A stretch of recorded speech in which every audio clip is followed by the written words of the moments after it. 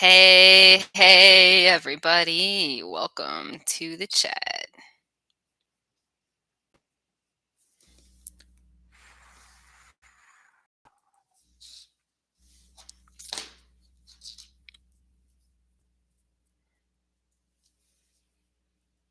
Hmm. Hey, Brita, how's it going? Your aura is purple, red, and some green in there. You know, it's funny. My YouTube says there's no one in here. That's my internet connection for you. I just had an interesting conversation, guys. Quite interesting, to say the least. All right, hold on just a sec, Burrito. I got to do my poll real quick. Hang on a minute. Smith, hang on. Okay, guys.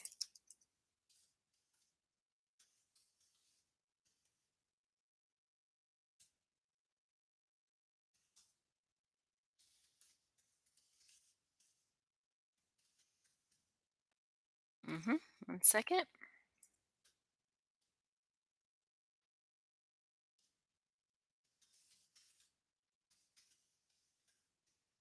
Okay, give me just a second. Almost ready. I know you guys are excited. Hey. Yeah. Okay.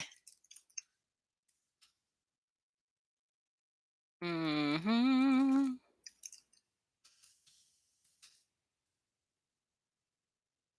We be rocking and rolling, folks. Hey. Yeah. There we go. Okay, I gotta open my Instagram. Mm-hmm. Burrito is gonna be the first person. Burrito, I want you to give me the name of a love interest. Now, ladies and gentlemen, you guys can also donate to my channel. Donating to my channel will support my channel. It's greatly appreciated. And you guys, when you do donate, you can ask me any question you desire, and there's no wait. So it's an immediate, that kind of thing. So if you do want to donate, awesome. Otherwise, I'm going to do just a general, like a general message, or you can give me the name of a love interest. That's not necessary for you, Megan.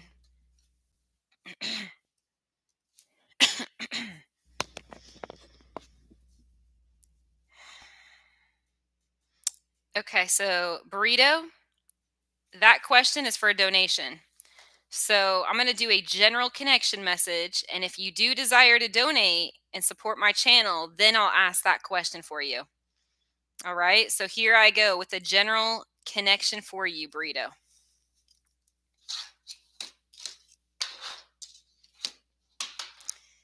Okay, guys, don't forget to smash that like button for the time I'm donating to you, and also the vote as well. Tonight's going to be interesting, I think. An interesting conversation. Okay, this is for Burrito. Wow, general. Hanged man. There's a man feeling uncertain about where things stand with you, Burrito.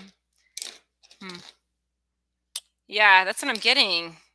He's feeling insecure. He thinks that you left him for someone else, or he thinks there's someone else in the picture. Look at that Ace of Wands right there. That's what I'm seeing here.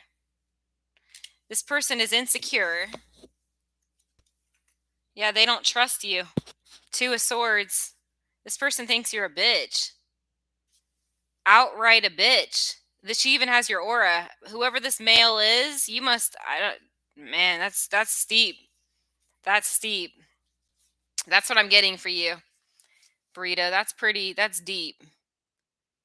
Deep stuff there. Hang on, guys. I need to post my link here on my social media real quick. So if you guys could bear with me. The next person is going to be Smith.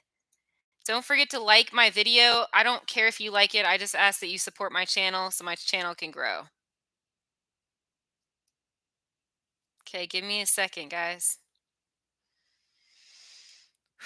Burrito, what's up with that? That's deep shit.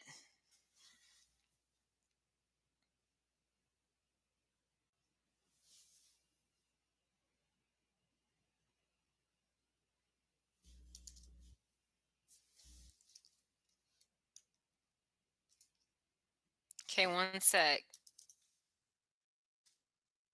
Today's Monday.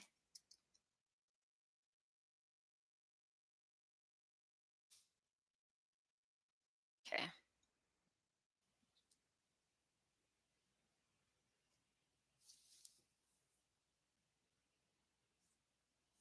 there we go.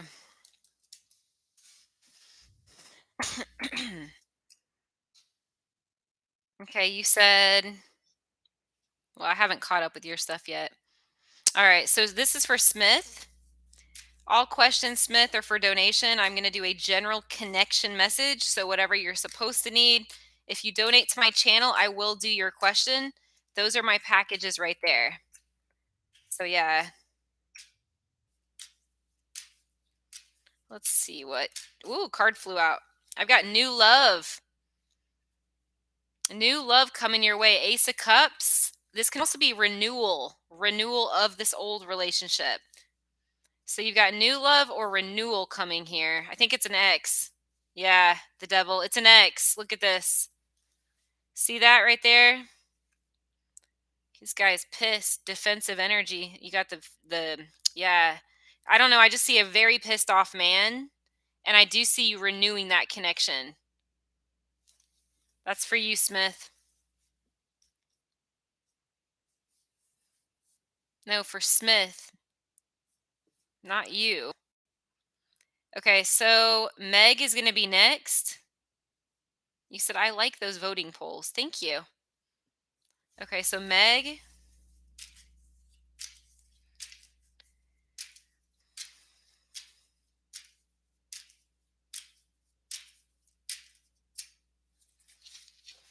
Communications, Meg. More communication. Social events, socializing. That's all that's coming up for you. I don't know if that's what you're doing. If not, this is what you need to do. I just get a lot of socializing. 3 and 3, 33, master teacher, lessons, teaching lessons, communicating, network. Yeah, that's what's coming up.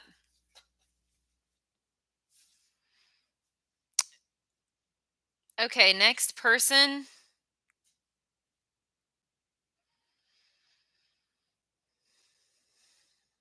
Next, we have Michelle.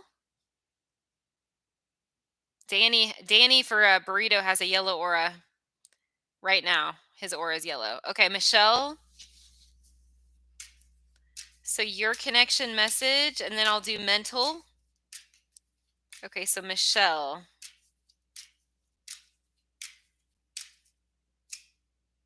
Seven of Cups. A male whose head is in the clouds. He's thinking about you nonstop. I got 7 and 7. That may be symbolic for you guys. He could be a Cancer or a Leo, Michelle, or something about Cancer Leo season. So June, July. But this man is obsessing about you. He's sitting here thinking and thinking and thinking. Look at that.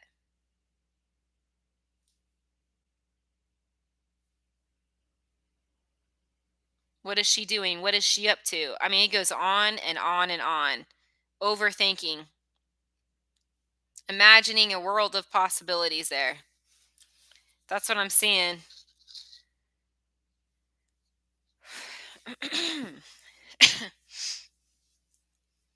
Okay, guys. Yeah. Tonight's going to be an interesting conversation. I know I already said that, but I'm in a different space tonight. Let's talk, ladies. We're going to talk tonight, all right? Last night was a different space that I'm in tonight. So, well, let's see what kind of space I'm in tonight. What kind of space am I in? I'm in, okay, how many of you ladies have ever been involved with someone who doesn't let you express yourselves? Type 888. It could be, i.e., a mom, a dad, a partner, a teacher. Ladies and gentlemen, if there's somebody that you know in your life that would always silence you, come on, guys, or punish you. So withholding love, affection, come on, man, etc. If you express, Megan knows what I'm talking about. Anyone else in here? I want you guys to type 888 if you guys have experienced it. Megan, who is that person? Tonight, tonight is let's be real. Let's get real. That's tonight. Yeah. That's tonight's thing. Maybe this is why I like African American churches so much because they've been oppressed. And in those churches, they are up there on that pulpit or the popal or whatever it's called, the popal people, whatever the thing is, you know what I'm saying, the speaker, and they're like, blah, blah, blah, blah, blah, blah, blah, blah, blah, blah, blah. I mean, like for real, because a lot of African people have been repressed. You said family friend of an ex partner. I've always felt different. Yeah. So that's what I'm thinking about right now. And I just want to think about it. I want to go back to high school for me. 18 years old. I find my dad dead 2 weeks before high school graduation. Something changed in me at that point. And you know what I'm going to tell you guys? I turned to addiction, but not drugs or alcohol. Nonetheless, addiction or addictive behavior. Let me explain that for a second. Let me explain. Let's talk about this just for a second, okay? I turned to rescuing. Oh, rescuer syndrome. You think consciously? No, no, unconsciously. I tried to fix and rescue destructive people. It's like, how do I say it? In an avoidance. This was like like a trauma thing. In an avoidance to having to face my pain, just like an addict would. But I turned to rescuing. Like, I literally took on the role of a rescuer. Basically, I denied my own feelings or repressed them. Yeah, yeah, come on, guys. I know some of y'all are relating. I repressed my own feelings. You see what I'm saying? And not have to, so basically to avoid, which is very trauma response, to avoid my own feelings of helplessness at not being able to save my father. So this is crucial stuff, you guys. Maggie said I do that too. Yes, see? This is crucial stuff. It became a habitual, repetitive pattern, just like drugs and alcohol. Uh-oh. Yeah. Huh. Come on, guys. An avoidance, right? An avoidance pattern to avoid pain, just like drugs and alcohol. You said the first time I've listened to this type of syndrome. Really? It's rescuer complex.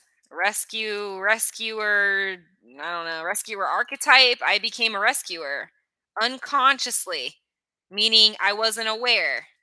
I wasn't aware I was doing it. Like I wasn't aware I was avoiding pain. Yeah, yeah, yeah. What you guys thinking? Come on now. We got some deep stuff going on.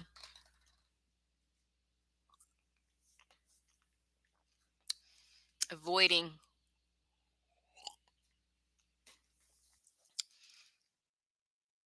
I stopped feeling my own feelings of pain by focusing subconsciously, okay, meaning not aware, on another's, basically. You said first time. Okay, so I read that. Yeah. I don't know. We're talking some deep stuff tonight, you guys. Basically, I lost myself, just like you would with drugs and alcohol.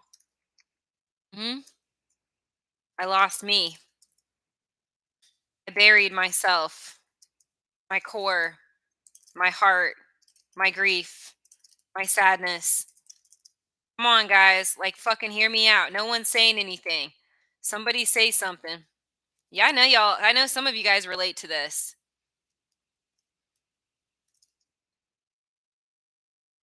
You know, and you go back to those, you go back, right? Sometimes we have to go back.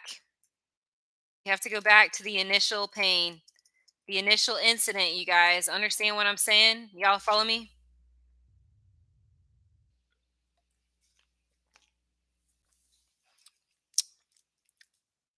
Well, I'm explaining it, Mong. It started with the death of my father. I couldn't save him. I subconsciously felt responsible, even though logically I wasn't.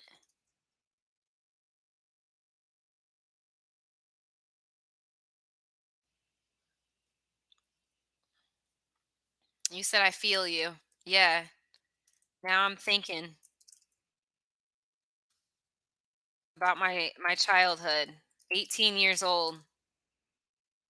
That's what I'm thinking. All these years that have gone by and I've buried my feelings. Just like people with drug addictions. Okay? It's the same thing. I've buried my soul.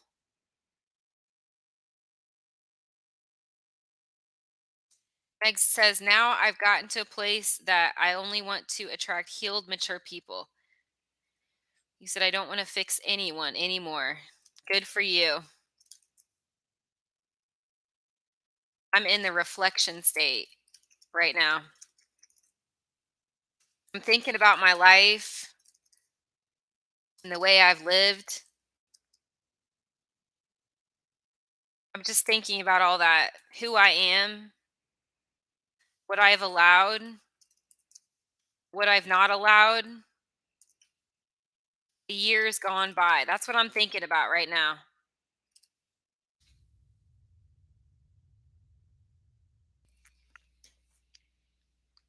There's a song that just came to my head, and I want to share the lyrics with you guys to this song. Three doors down, let me be myself lyrics. So I want you guys to listen to this, okay? Cuz this is how I'm feeling right now. See, we're so afraid to share our pain, our grief, our sadness, but there's no shame in it. That's the fucking illusion. That's the illusion. There's no shame in sharing your pain, your grief, your sadness. It's real. REAL in capital letters. Real. It's human in capital letters across your chest, your heart. The song says,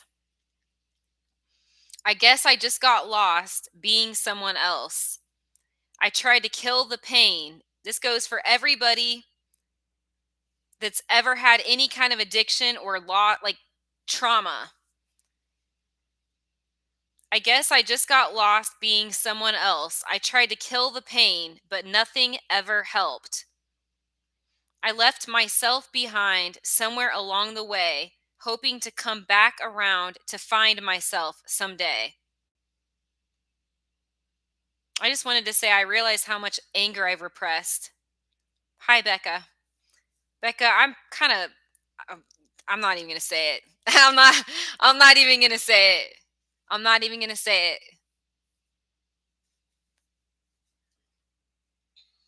I'll keep my opinion to myself. Yep. My feelings are hurt right now. You know why? I'll just say it. Man, I was talking some deep shit yesterday in the room, and you just bounced the fuck out of here. You know what I'm saying? I mean, girl, what the fuck? That pisses me off and it hurts me. Underneath that pain is hurt. That hurt me. I was like in the middle of telling you how I was cheated on. And you just bounced the fuck out of my chat room. Like, I mean, what the fuck, dude? If I found out that your man cheated on you, I would never leave. I would never just leave you like that.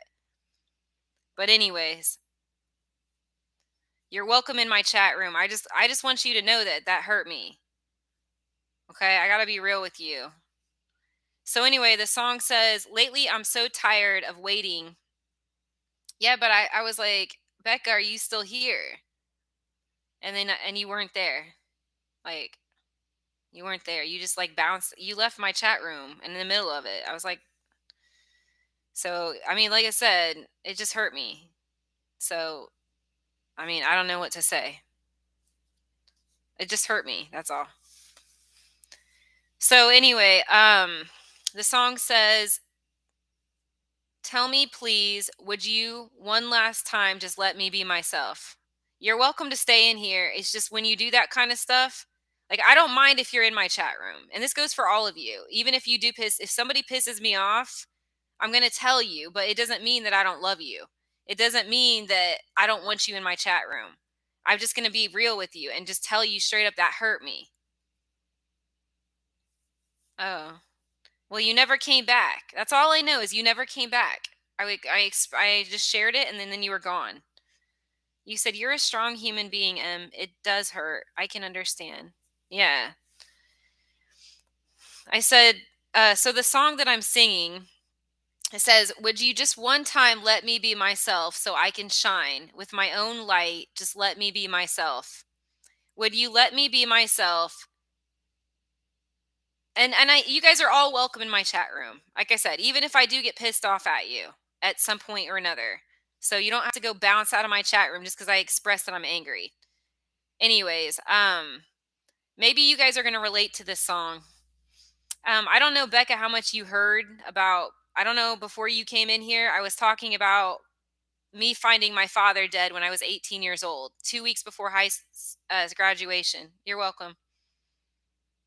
I don't know if you heard that part.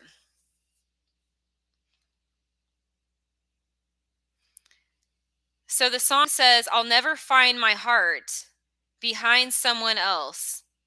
And drugs as well. Like we're talking about distractions. "I'll never see the light of day living in this cell," because trauma isolates us, you guys. "It's time to make my way." Man, I might start crying on this show, and I don't really fucking give a shit if I'm fucking crying. And I'm sick of people trying to make me be this certain way. Like, do you know there's nothing that irritates me more than bureaucracy? Do you know what I'm trying to say? Like, there's so many. I'm listening to what you're saying. There's so many people that I'm sick of it. Even on the psychics, I work on a psychic site, like a major psychic site. You're not allowed to cry. You're not allowed to fucking cry on camera. And to me, it is it's inhumane. It's not even human. We're human beings. And we're expected to be these fucking soldiers. I mean, it's ridiculous. It's absolutely ridiculous. We're humans. We have hearts. We have feelings. Like I can just hear and feel. Yes, it is repressing. I can just hear and feel my twin judging right now. I could just see her judging.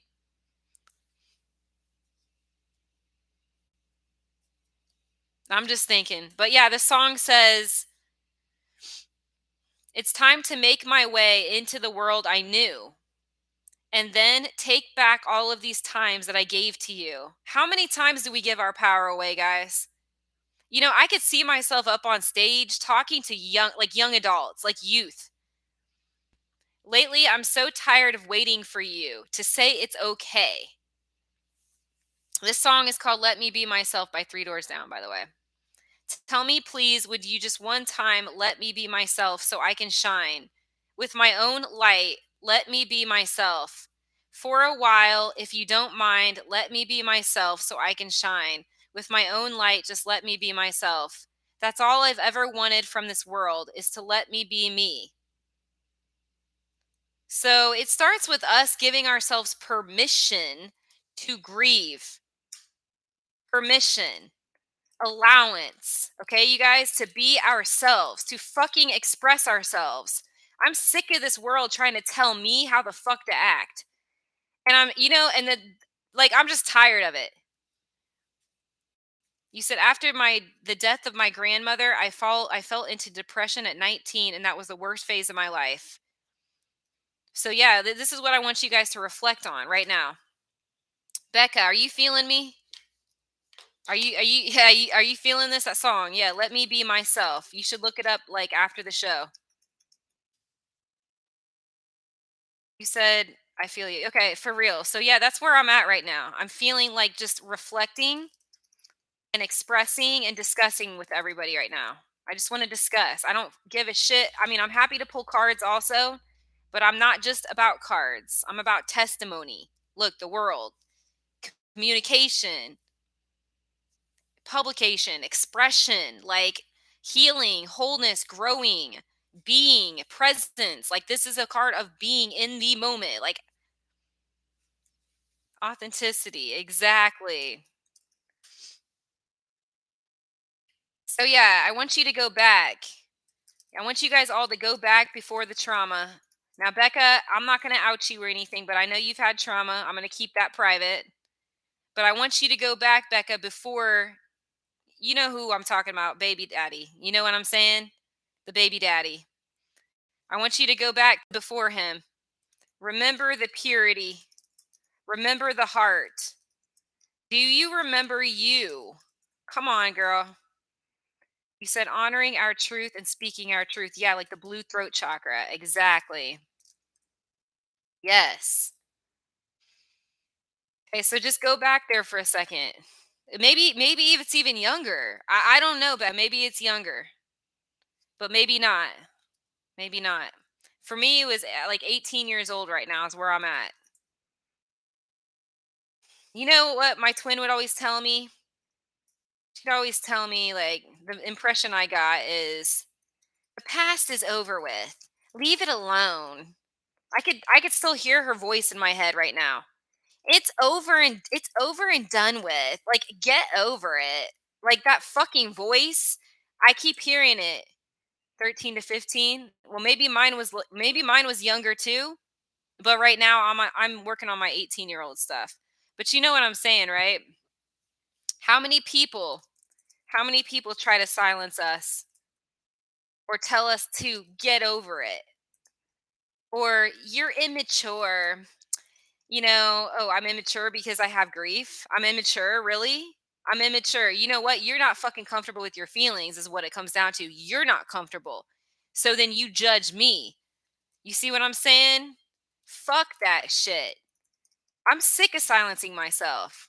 I'm sick of it, guys. I'm not gonna fucking silence myself like a little bitch, like a little fucking mouse or some shit. You said usually those people have a hard time connecting with themselves. Exactly. That's what I was saying. For real. But we need to grieve those people and situations that silenced us. You know what I'm saying? Like, or grieve the parts of ourselves that were silenced, more or less. You know what I'm trying to say? Like we need to grieve the loss of ourselves for God's sake, not only our relationships. Think about it, of those who were who were abusive towards us. Think about, you see what I'm saying? But ourselves. Are you feeling this? Becca, you probably don't think about this stuff too often, huh?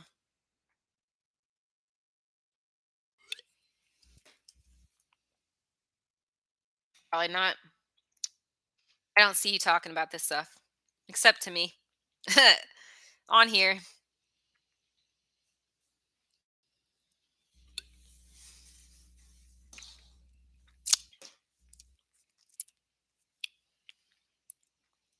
You said the parts of ourselves that others push down. Yes, that's what I want to talk about right now. It's exactly what I want to talk about. I am fucking angry. Right now, I am pissed. Okay, like I gotta be real. I want to get in those feelings and emotions and work through them. You guys know what emotion means? Emotion equals energy in motion. Emotion. I want you guys to think about that. Emotion.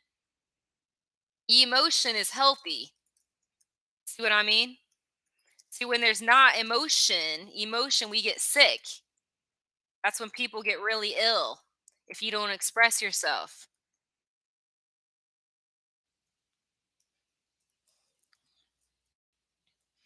So I think back to when I was 18 years old. That's what's on my mind right now.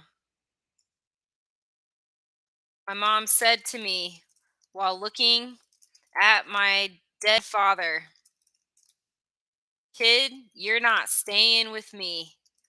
2 weeks before high school graduation, my own mother rejected me, like abandoned me. I remember that. Yeah, yeah. Well, maybe this is going to trigger you.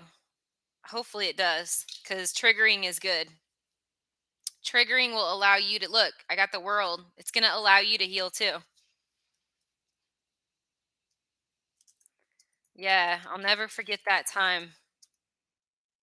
That whole thing I need to process. I need to process it all. Yep. But my twin silenced me so many times, judged me for having feelings, healthy feelings. My twin flame stifled me. She didn't stifle me all the time. So it's not like it was all the time. I'm not going to sit here and be like, yeah, there were plenty of times that I felt like I could express also. But when it came to anger and sadness, but mostly anger, my twin silenced me. And that was not healthy. You said, Becca says, I remember that. You said, I was kicked out too. Yeah, I know.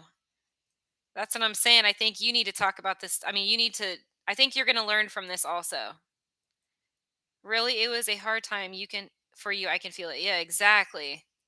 But I want to go back to those memories because I need to find myself again. I lost myself. I learned it wasn't okay to express anger or sadness. I learned this from my mom and my twin. My twin cemented it. She cemented it. She created a fucking wall. Like she created it so that I couldn't express. Like it was cemented.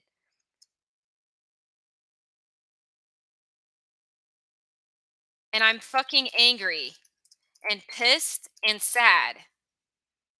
Like I actually feel sad that I could not express with her. That she silenced me.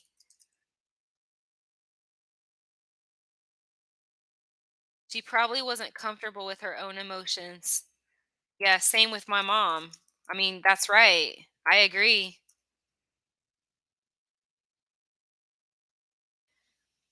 So I learned to deny them to avoid risk of losing my mom and my twin. That's what happened and I essentially lost myself.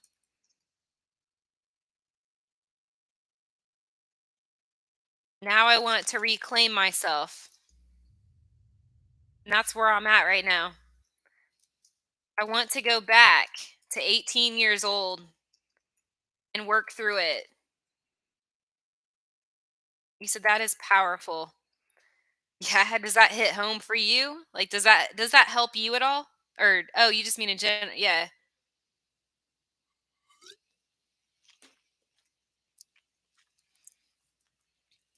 Who like asking like who was I when I was 18? Who am I? See, the topic is reclaiming ourselves, reclaiming what was lost. See, that's what I want. This is what I'm thinking about. You said I'm in the process of doing that. Yeah, exactly. So who am I? Reclaiming ourselves. 18 years old. Who was I? I was strong. I was a fighter. I was smart. These are the things that I think about right now. When I think about who was I at 18 years old, the first thing I think of is I was strong. I was a fighter. I was smart.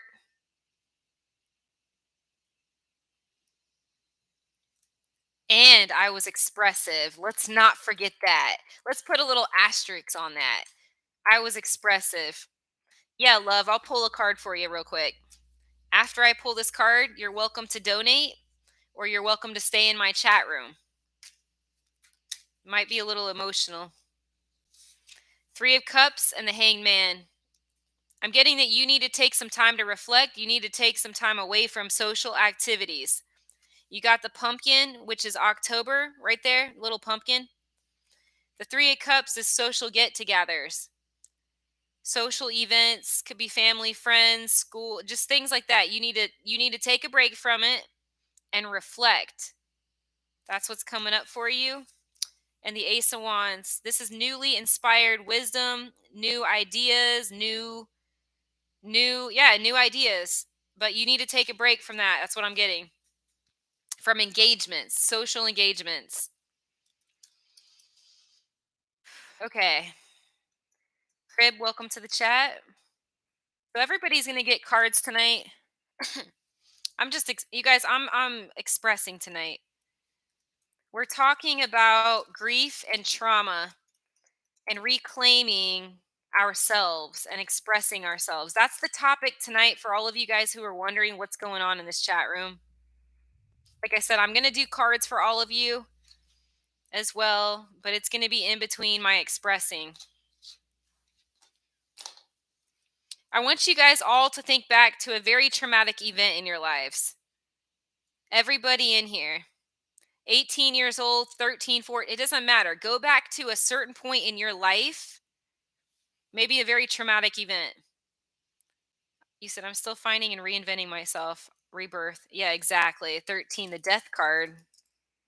Becca. You said pre solar eclipse. Perfect timing. That's funny. Yeah, well, that's what I'm thinking about right now. I'm going back to 18 years old when I was tough as shit. I was really tough, you guys. I was tough, smart. I mean, I don't know how else to describe it. Very tough, strong person. You said it's so important to not hold those negative feelings. Fuck that shit. You're saying the very thing that I don't want to fucking hear right now. Wait a second. Oh, you mean to let that shit out? Okay, I thought you were trying to tell me to silence myself. I kind of reacted there. I kind of reacted, but at least I could, yeah, at least I could acknowledge I reacted. I read what you said and I'm like, wait, is she telling me to not feel those feelings? I almost got pissed off. But then I'm like, no, that's not what she's saying. You said you're still strong. Thank you. Yeah. Yeah. Yeah, but here's the deal, guys. I've been controlled by my twin flame, a female, and my mom. What the fuck happened? This shit has to fucking go. There is a problem here, you guys. There's a big motherfucking problem. And I need to figure out what it is. Okay, this is not okay. So I need to go back to 18 years old and see what's happening here. You said release, let go, and surrender. You said you have to let them out. It's so important not to hold. Yeah, exactly. You said no, you have to feel them and let them out because negative emotions can cause problems in the body. Exactly. My mom and my twin have tried to silence me for years, and I'm fucking pissed. And I understand Becca has a point. Becca says that they aren't comfortable with their own feelings, which is true. My mom and my twin are not comfortable with anger or sadness at all. Mhm. So now I'm sitting here thinking about when I could be myself last. When was the last time I could really be myself? That's what I'm thinking about. When was it okay for me to express myself? It's like I want to say, did you ever try to get to know me, mom or twin? Did you ever try? Did you ever try to get to know me? That's what I'm thinking right now. Could you? These are the thoughts that are going through my head. Could you ever know me? No. They never tried to get to know me. These people, this is a shock to me, you guys. Like, I'm in literal shock. Never tried to get to know me. What? I mean, I just need to feel this out for a second because it's shocking. Becca says they projected onto you, which was not fair to you. I agree, and yet won't own up to it. But it doesn't matter now. It doesn't matter now. All I'm focused on is saving myself. So I agree, they probably were taught to hold their feelings in, and now think that it's normal to hold feelings in, but it's not. Maybe they're consumed on self. What do you mean, Natasha? So now I'm alone with my grief and agony, and it's uncomfortable, but I'll be all right. Really, it's sad to me. This is just kind of where I'm at right now.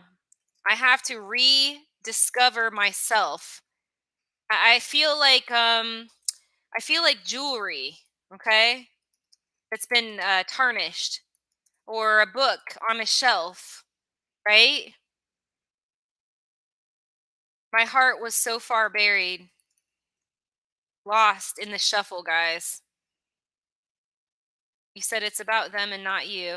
That's why they didn't think of you. Well, they didn't think of me because why?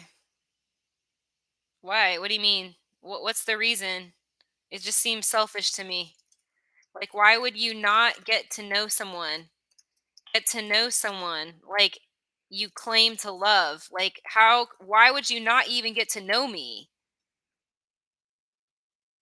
You said sit in that uncomfortable feeling. I like that, Becca. That sounds great. You said sit in that uncomfortable feeling and feel it and allow it to pass. You said because they are thinking of themselves and it is selfish.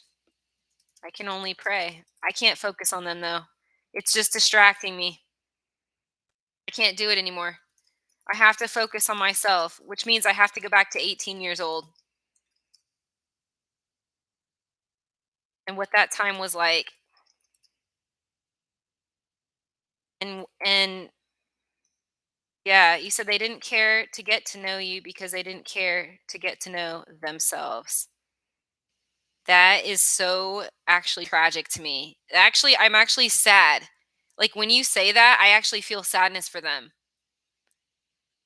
So my mom and my twin, you said they didn't get to know you because they didn't care to get to know themselves. I'm like teary-eyed. That actually makes me teary-eyed. For someone to not know themselves is painful as fuck. Okay? Like that's bad. Like I mean like that's like sad to me. You said, yes, that is right. They can only think of themselves. They have to grow to learn to think of others. Huh, interesting. So are they, I guess they're stuck in 4 years old. Yeah, I guess my mom and my twin are stuck at 4 years old. The stage of self-absorption. I mean, that's the stage of self-absorption. That's what it is. My, can I have my toy? That's my toy. My toy. I'm not gonna fucking share it with you. That's my toy. Well, shit. Okay. You said, isn't it draining putting so much focus on them? You said, or maybe they don't know how to love you. I think that they're both true, but everything you're saying is true. Becca says they didn't care to get to know you because they didn't care to get to know themselves. Right. Like, yeah. Okay. Okay. Then you said, I feel that in my heart space also. Yeah. It is very sad when I think about that. There were times I taught T how to love herself. I remember those times that I nurtured her and supported her in a multitude of ways. I remember those times. I showed her genuine love and care, friendship, partnership, camaraderie. You said that happens psychologically. Becca says they can't hold space for you and your expression and your feelings if they can't even hold a space for their own expression and feelings, especially if there had been any type of abuse. Light says they get stuck in those certain stages. Crib says some folks give what we allow them to. Yeah, that's true. Guys, don't forget to smash that like button and vote at the top. I do feel like pulling cards for you guys here in a little while. I think you guys should just take a seat. I think this is a good topic, and I think we could all learn from it. Light says they have trouble getting to feel their own emotions. I get it. I agree. Natasha says, does absence make the heart grow fonder when it comes to your mom and your twin? Yes. But I'm angry right now. Right now, at both of them. I'm very, very angry right now. So, yeah. So that thought, like, it's not even on the plate right now. You said they have trouble getting to feel their own emotions. But it's not entirely their fault. It's their experiences as children that affect. I see.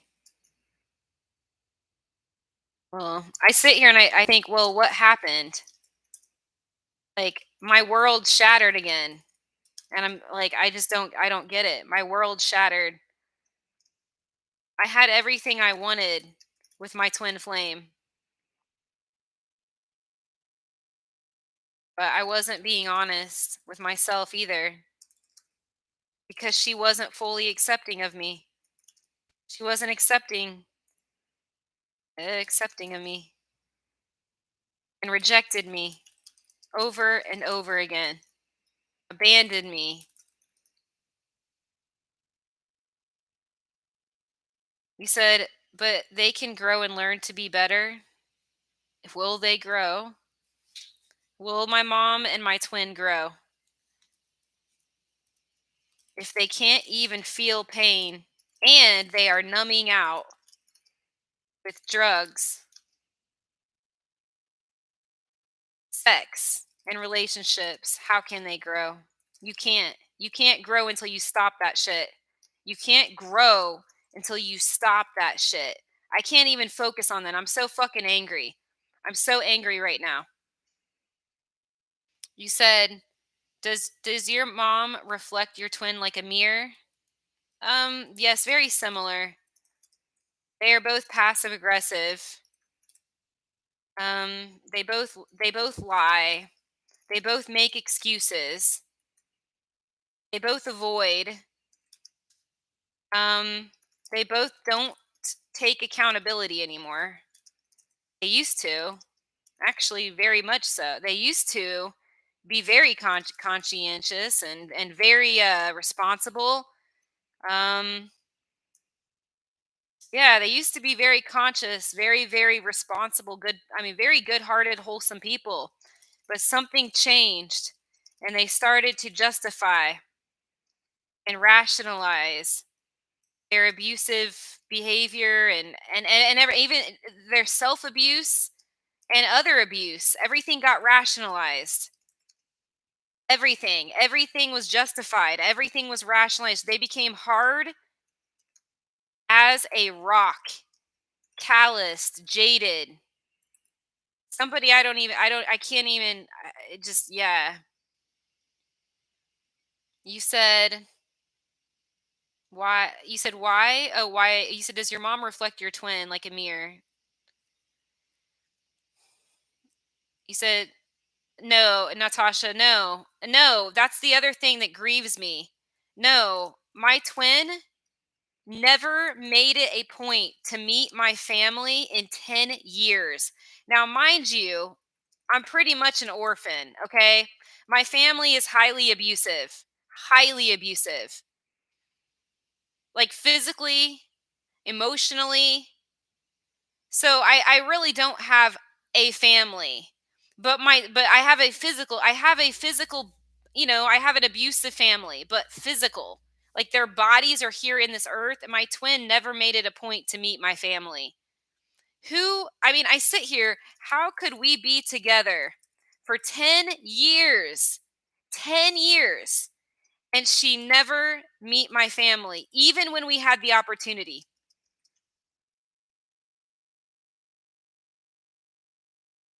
Okay, so Light says, question, is it possible your twin has experienced abuse? Yeah, of course. Same with my mom. Yeah, I mean, yes. Who doesn't? But yes.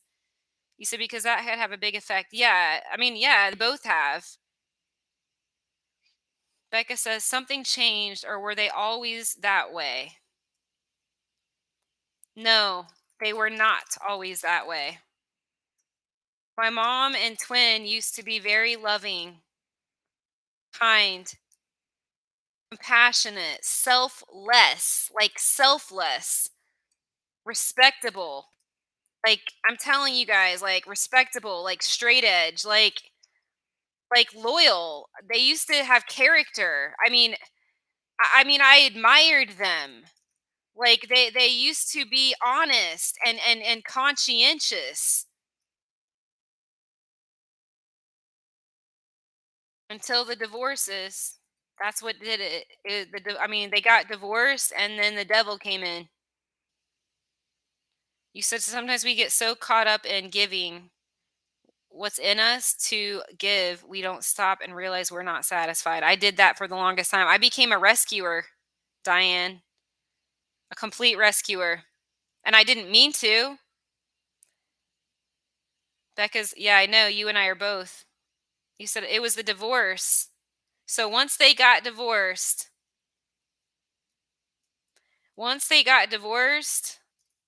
they took, how do I say this? They became abusive. And I don't mean that in any light way. I mean physically and emotionally abusive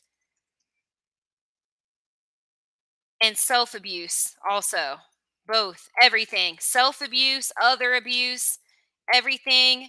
Something, it all changed.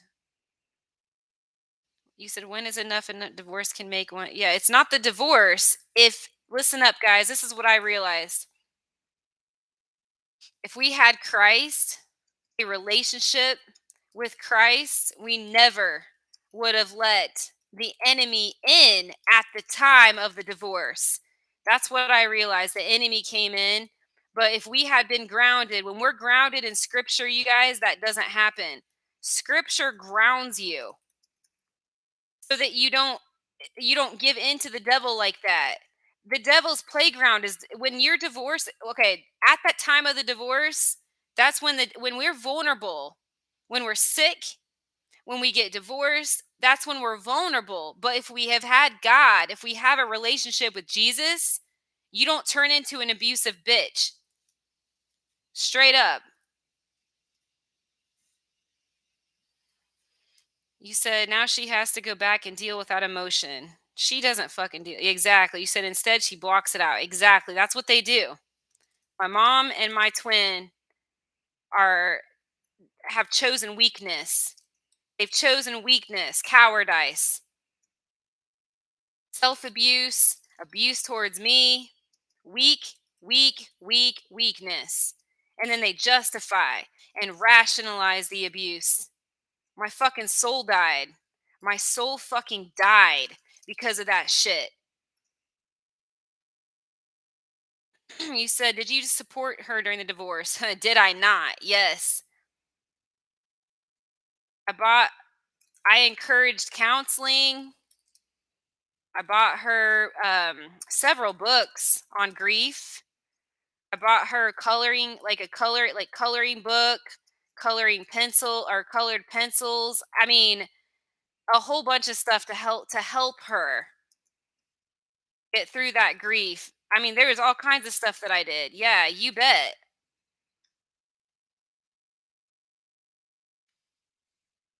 You said it's best to set boundaries with people like that.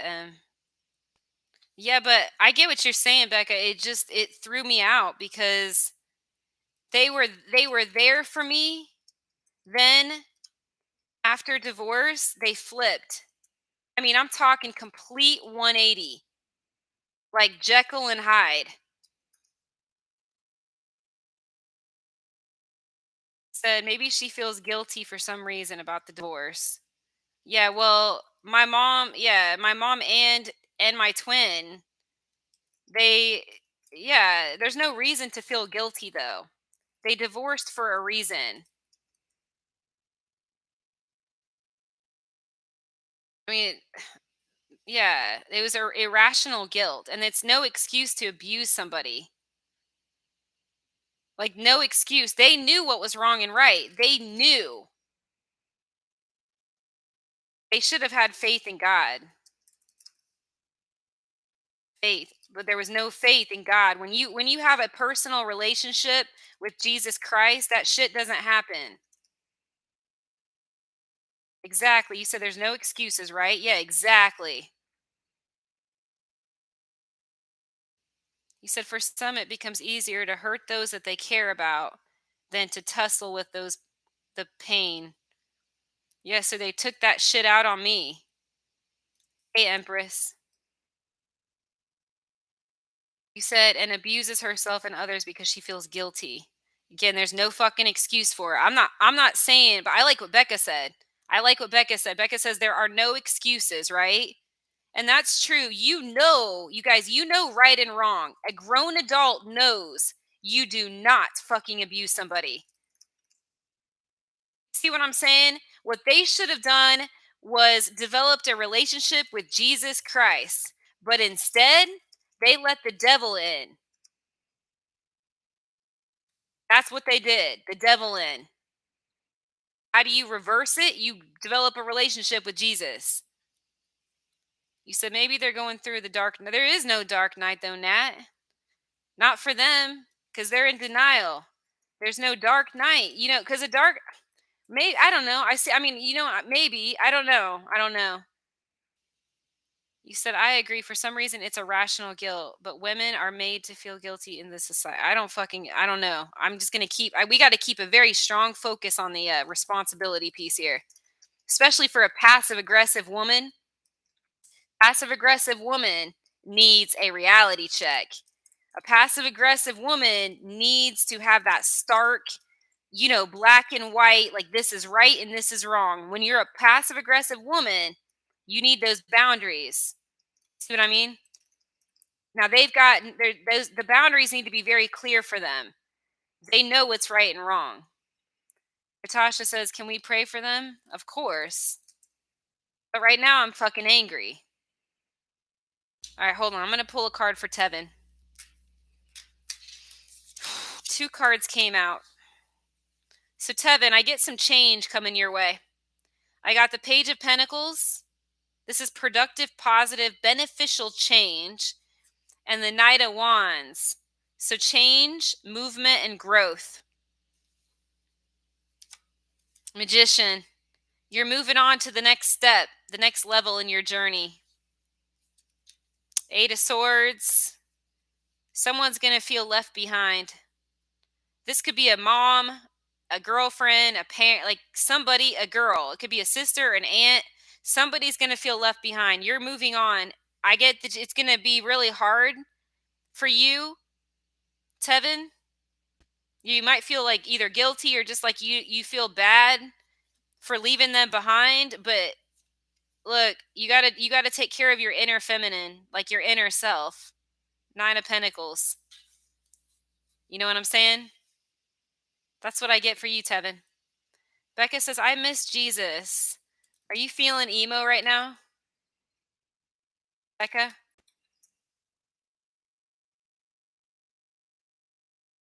Yeah, sure, skeptical.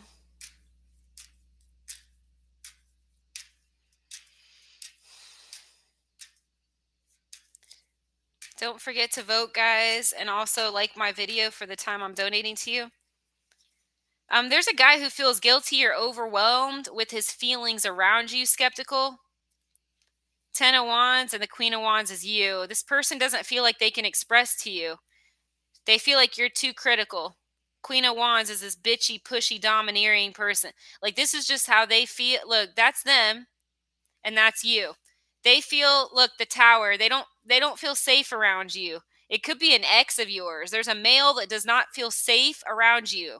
He feels overwhelmed, and I'm getting this domineering with the shadow side of this card. The Queen of Wands is pushy, domineering, like it's like he's not comfortable around you. I don't know who this is. The guy feels like a little boy around you, like he can't express himself. See? That's what comes up, Skep.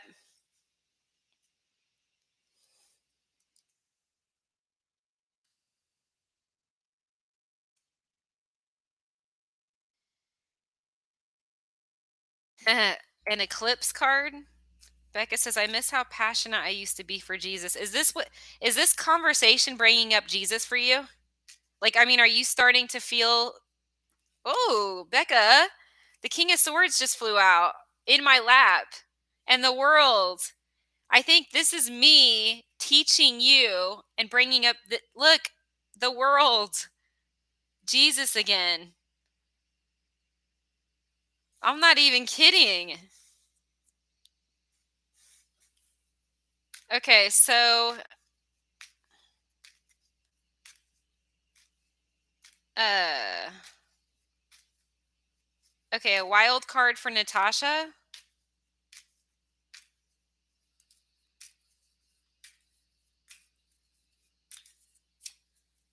The Chariot. There's an angry male around you who feels left out in the cold. Look at his face. Home.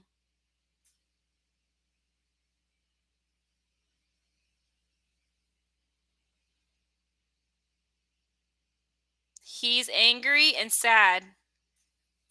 Look, he's very angry. He feels like you're being selfish. You're not giving him time. Like, you're not giving him enough time. Look at his face. He's angry, but there's sadness under it. Look, he thinks about you all the time. He cherishes your connection. But he's like obsessing. He's wondering, why are you not putting in the time? Look. See that snake? I want to show you the snake up there. He thinks that, and maybe you are, I don't know. He thinks that someone's stealing your time. Somebody else is stealing right there. That snake is taking away this time from you. He wants you to give him some attention because that's how he feels love.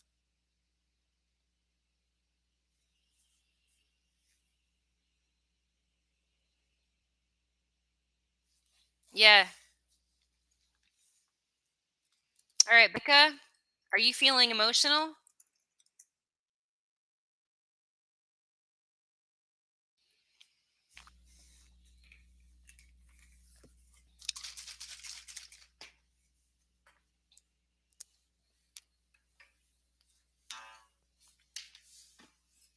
Yeah, that's good.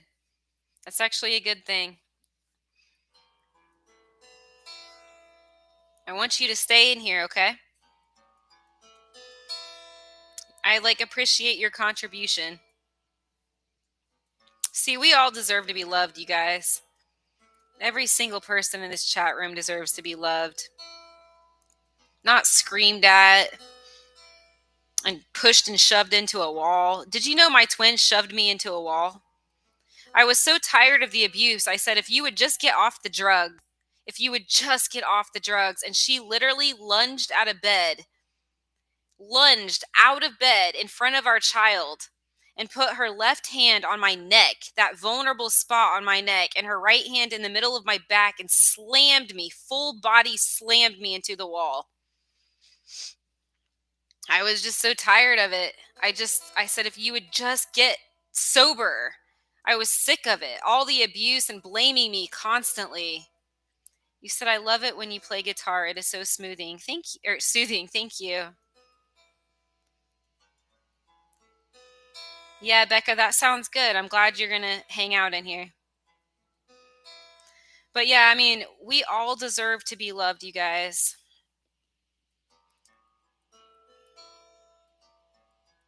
You know, on some deep level, I feel accepted by my twin. On some there's some level I feel very, very accepted and connected to my twin. I truly love my twin. But on another level, I feel completely judged by her, and I feel just ostracized. I mean, she's ostracized me. I mean, yeah, it's like literally ostracized me. Like the Jewish people were ostracized. And I don't deserve that. I don't deserve to be excluded, made out a fool, made to be the fool, the laughing stock, the shame, you know what I mean? She lies to other people about me.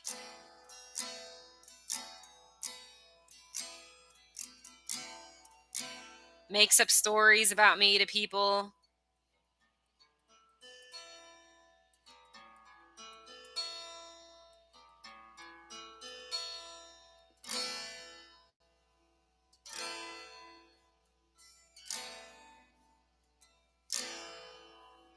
My child's father, the Aquarius, I feel like used to judge me, but he surprised me yesterday and told me he wants to support me. Well, I'm going to bring up something to you right now.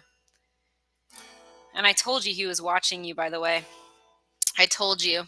But let me tell you this, Becca. I want you to be very careful when I read your statement. I'm going to say something to you. There are words until you see the action. Let me say that again.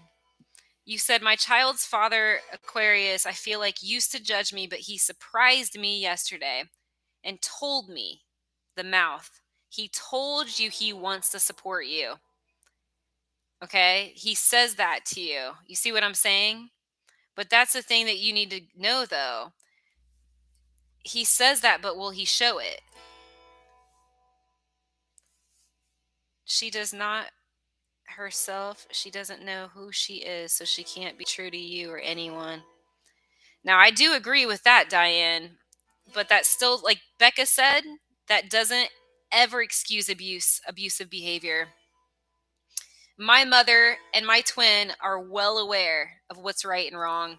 And at one point years ago, my mom and my twin felt guilty for the abuse towards me. They felt guilty.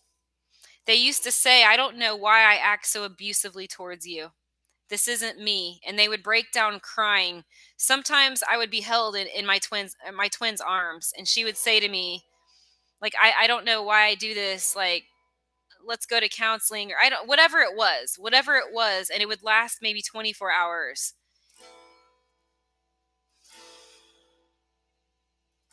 Actions speak louder. You just read my mind. Yeah, that's what I'm saying. Yeah, that's what I was trying to say.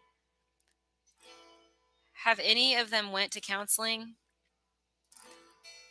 Yes, but they always end up like focusing on everyone else and how the external world is a problem instead of themselves.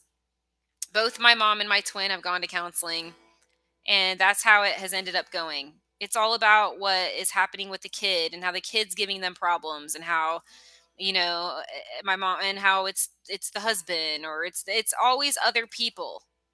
It's always other people.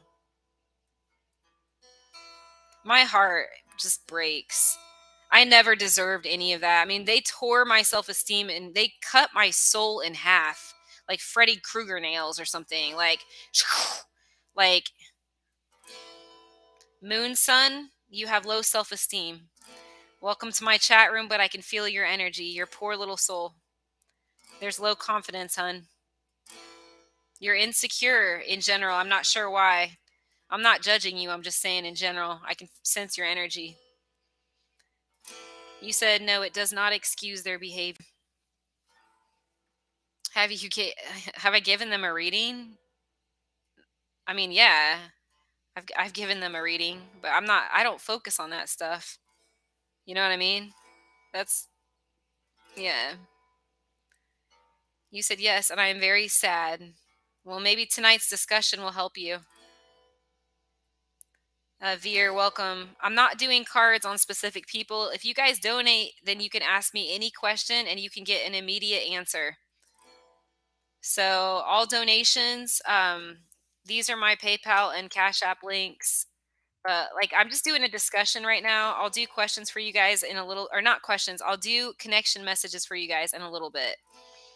But any kind of specific question is a donation. No, they don't really put faith in the reading stuff, Natasha. And that's okay. That's okay. I respect that, you know? My mom and my twin need God. They need Jesus Christ. That's what's missing is the heart connection with Jesus Christ. But Becca, I guess what I'm trying to say, Becca, is I want you to be very careful. I want you to be very careful, Becca, because your man, or your ex rather, expresses this desire to support you through words. Words, Becca, words. You know how many words I heard from my twin? You know how many words? It was always words. It's always words. Oh, it was words 2 days before she cheated on me on Saturday. Betrayed me on Saturday with that bitch from the fucking past. 2 days prior, or maybe a day, maybe it was maybe a day prior, sending me pictures and shit of her in the bathtub just a day prior to that. Come on, man. Sending me other pictures, and then she has the audacity to do what she did on Saturday in front of me with that woman that she cheated on me with. Are you fucking kidding? That's nasty. That is just cruel. That was this past Saturday. Yeah, the 22nd of October. I posted my stat on social media of the location. I put my location status stating I was at the lake, the specific location, working on my business plan to support my family, to build a future, a solid foundation for myself and my family. And she shows up with that girl who she told me she hasn't talked to in years. Even though my gut has been telling me otherwise, she shows up with that girl and they park right in front of me on purpose and sit there.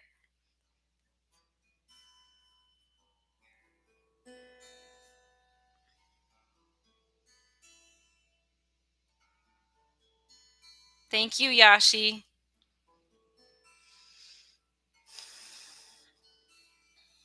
Yeah.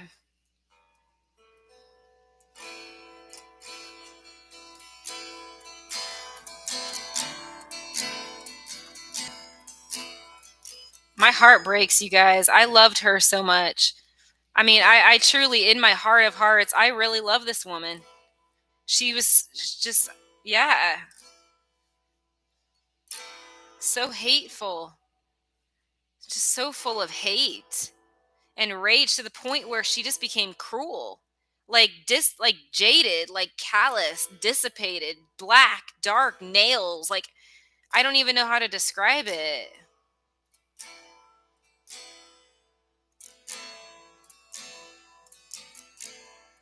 I mean, I have not loved anyone the way I've loved her. Moon Sun, if you want to donate to me, then you can get your reading right now. So just donate to my channel. It's not very expensive. Look, those are my packages. Pick one. Otherwise, you're going to have to wait. I'm not going to pull the cards right this minute. Same thing with everyone that you guys, I'm not going to pull cards right now. All right? I'll do them a little bit later. Okay, well then be patient. Stop bugging me. You're pissing me off. Like I'm trying to teach stuff. We're like talking. Everyone in this room right now, we're talking and we're processing. Everyone in here, we're sharing experiences with each other. And you come in here and you assert your will.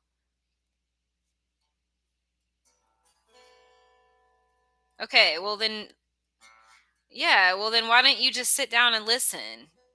And if you feel like expressing and joining in on the conversation, then you can join in. How does that sound?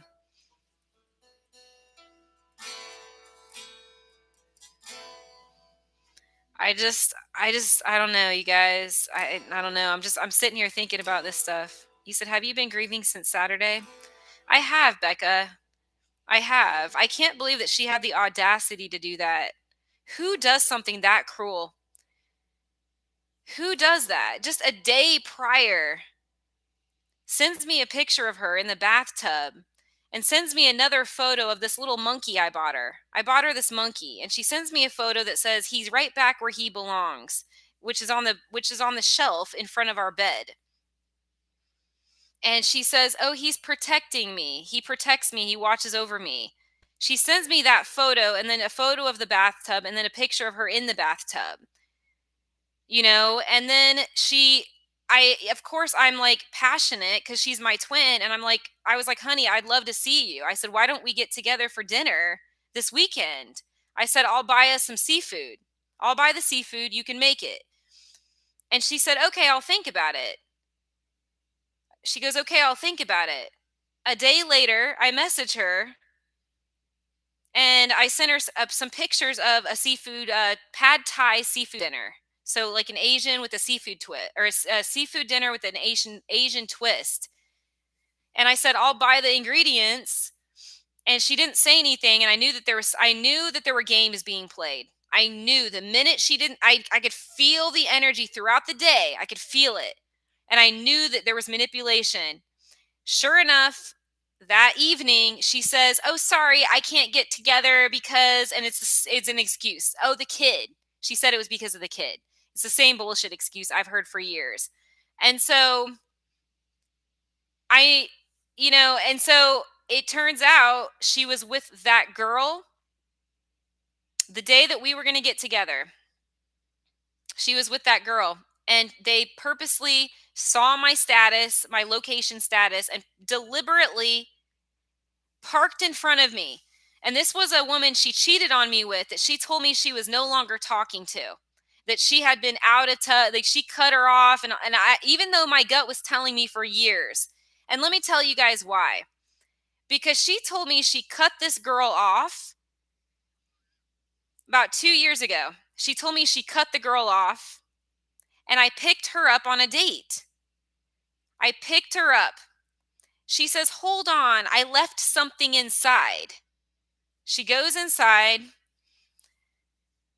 She comes out, and after we go on a date, all of a sudden I'm driving and I hear the girl's voice. Not my twin, but I hear the girl's voice over my speakers. And I'm like, "What the fuck is You guys, if you can just imagine what I'm saying, right? I take my girl on a date, I drop her back off.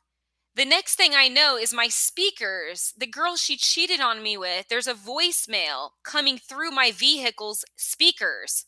And I'm like, "What the fuck is going on?"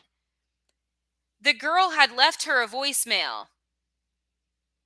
And her phone connected to my Bluetooth.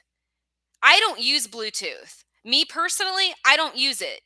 I didn't even know how to use Bluetooth. Anyway, her phone connected to my Bluetooth. This girl and her had been talking. There was an entire voicemail, which I have a copy of the voicemail. And not only that, but it gets even more twisted. It gets even more twisted. The girl's phone number is a phone number from a city about 2 hours away from here, where my twin was trying to get a travel work assignment at, like a work assignment where you go away for 3 months. So the phone number that this ex that she cheated on me with was linked to the exact city that my twin was trying to get a temporary job at out of nowhere. When that happened, I knew in my gut, when she said she was trying to get a job in this other city, I knew something was wrong. I knew it. I knew it. All of these little intuitions, all of these things all connect back to the same situation. She's never stopped talking to that woman, ever. And that woman, by the way, I don't even want to get in. I'm going to just tell you guys this, okay? I'm going to tell you guys this. I was living on the East Coast a few years ago. East Coast right here. My twin was living on the West Coast. We were together. Let me say that again. We have been together. We were together. I flew across the country, 13-hour plane ride. Let me say that again. A 13-hour airplane ride. I paid $800 one way for that ticket. $800. She never helped me with airline ticket cost ever. And ever would never help me with that cost. Anyway, I fly all the way to the West Coast. My twin tells me she's going to work, right? Honey, I'm going to work. Well, I had a bad feeling about it. I didn't think she was going to work. My gut was telling me something else. So here I am on vacation. Okay. I'm all the way across the country. I've paid for an expensive airline ticket. I'm also paying for an apartment way back where I'm living. Okay. Like I have expenses and I'm literally paying to fly all the way to see her. She says she's going to work. I had a bad feeling about it. I went to the stairs and she's on her phone stating how she's going to the resort, meaning a hotel room, to meet this woman who flew in from another state to see my girl. Yes, this woman had flown in from another state to see my girl who's supposed to be going to work. And the whole thing, I don't even want, this girl is texting her also saying, baby, are you horny? Are you horny? Do you want me? Are you still horny? And I'm seeing this stuff and I'm in shock and I'm crying and I'm angry. And my twin is like saying things to me like, you're a big baby. Oh, you're so insecure. You big fucking baby. This is why I can't be with you. You're such a baby. And I'm sitting here in tears and I'm crying and I'm shocked. And I'm like, what the fuck? How can you do this? Like, are you kidding? Oh, you're just jealous. Oh my gosh. You need to just board the airplane. Get out of here. Go board the airplane. This is what she's saying to me. I end up meeting this girl. She was going to go see this girl anyway. She told me I can go on an airplane and fly all the way back across the country. This is my girlfriend, okay? My girlfriend, you guys, that I can either get on an airplane and go across the country, or she's going to go meet the girl anyway. She met her on a dating site, and that's a whole nother thing. My twin was telling me I was the only one. There's no dating sites. It's only you, no one else. Anyway, so she met this girl. So I decide, okay, let's meet her. You're going to meet her anyway. Let's meet the girl. We go to the resort. The girl rented a Mustang, a brand new Mustang, because she's materialistic. She's superficial. She gets a speeding ticket for going over 100 miles an hour because she's manic. The girl is bipolar. She gets a speeding ticket. She shows up at the resort blasting the music so loud that the connoisseurs are uncomfortable. Okay? The music was so loud, it was like as loud as a concert in this Mustang, right? It was super, super uncomfortable, right? Everybody around was staring like she had no respect. The woman has no boundaries, no respect. She parks the car. We go into the resort. We go to a restaurant. She orders a bunch of alcohol. Prior to the alcohol, she's hitting on every single waitress. I know for a fact, there were at least 2 waitresses that this girl was hitting on. She was going so far that she was making them uncomfortable. She was like, hey, baby, what time do you get off work? She literally was saying this. Hey, baby, you're good looking. What time do you get off? And she's manic. She's a manic woman. And she's saying, what time do you get off work, baby? In front of my twin, who she wants, right? You guys follow what I'm saying here. She wants my twin flame, and yet she's a maniac with no boundaries, and she's hitting on the waitresses in front of my twin, and not just one but 2 waitresses, and she's not just making them uncomfortable, she's asking them out after work. She's got a spot at the resort. She's got a hotel room at the resort, and I'm watching this. I'm witnessing this, and I'm thinking, this is crazy. This is fucking insane. They go back to the hotel room and smoke a joint. They smoke a joint together on the porch, and I haven't even processed this. You guys, I haven't even processed this grief. We get in the car. we get in the car, and I don't know which came first. I don't know if we got in the car. She almost kills us. This woman, literally, I almost lost my life. Okay. And you think I'm joking? I'm not. My partner and I, my twin, almost died. So she took us on a cliff. Okay, you guys, we're literally on a cliff, like a mountain. Okay, a mountain where there's water, all a bunch of water, and a cliff, and you keep going up the mountain. She's driving this Mustang like a fucking maniac around this cliff. And this is who my twin wants. So we stop the car. We stop the car, and this woman brings up how she has fucked my twin flame in front of me. Okay, first time I've heard this, right? She talks about how she's fucked my twin flame. My twin flame became so angry with her, and she goes, no, no, no, we didn't. You're lying. You're lying. She says this to the woman, and the woman is like, you could tell she was hurt and she was pulled back. So my twin threw her under the bus. My twin lied and threw her under the bus. She's like, yeah, she puts her hands on her boobs. And she's like, yeah, we touched. We messed around. And my twin is like denying it all. And I am just in shock. I don't know what to say. I even now, I've still not processed the whole scenario. I've not processed it. There's been no reprieve in my heart. I don't know what to say. I don't know. But she told me that she cut this woman off. This woman actually got her fired from her job. So when this woman found out that my twin was cheating on her with me, she called my twin's work and she said, you have an employee that is stealing narcotics and using narcotics. There's 12 voicemails. There are 12 voicemails on my twin's work voicemail. She literally turned my twin in. She literally was so fed up with the lies. The lies. She was so done with the lies that she called my twin's work, turned her in. My twin got fired. She got fired.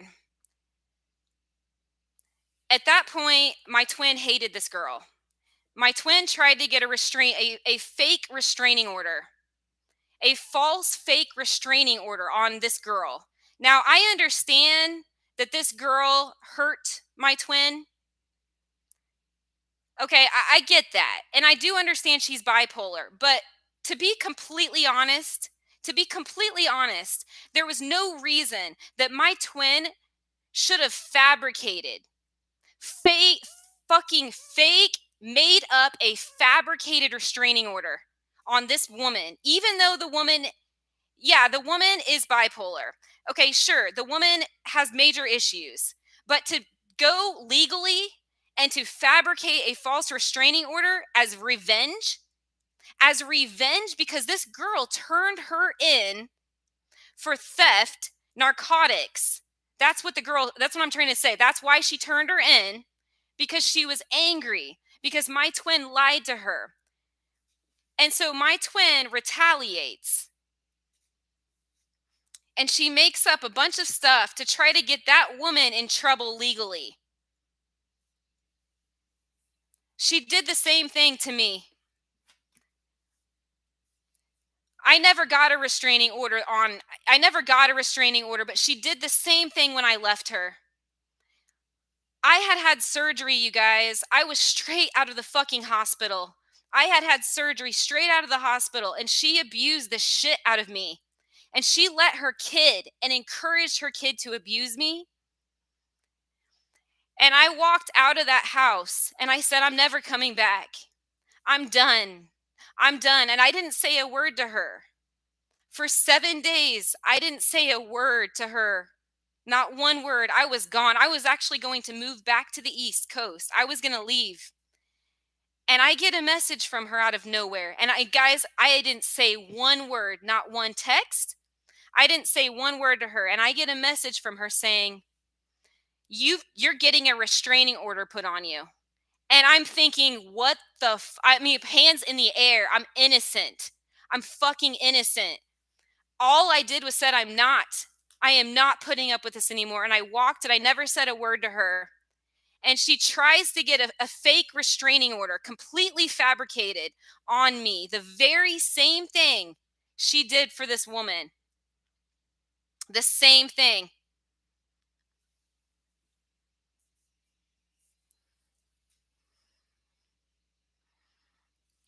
And I try to understand this, you guys. I don't understand. I don't have the words. This is not what I'm telling you is only a fraction. It's 1/16th, maybe 1/25th of what I have dealt with. I don't have the words. I don't know. I haven't had a chance to think about it because every time I would try to get away from her, she would suck me back in with, "You're so beautiful. I'm sorry. We can make this work. I love you. You don't deserve this." Eventually, I never got that. Eventually, after some time, it was never "I'm sorry." Oh, I haven't heard that word. I haven't heard "I'm sorry" in 5 years, you guys. 5 years, maybe 6 years since the last time she said "I'm sorry." But every time, like, it would be like, "You're so beautiful. I believe in you, Em. I believe in you." And then the next day, the same thing. You said you said karma is a bitch. How can a human being that be that cruel? I don't know how you do it. Please walk away for good. You said, I don't know how you still feel the way you do. I guess the grace of God. I mean, I guess it's the grace of God, or I've not processed all the pain. I don't know. I don't know. I mean, I genuinely love this woman and I'm trying to understand. I'm trying to cross my heart. I'm trying to understand. I don't know. It's either the grace of God or I just am in denial. I don't know which one. All I know is I truly do love this woman, and I love my mom, and they've both become this way, but they weren't this way.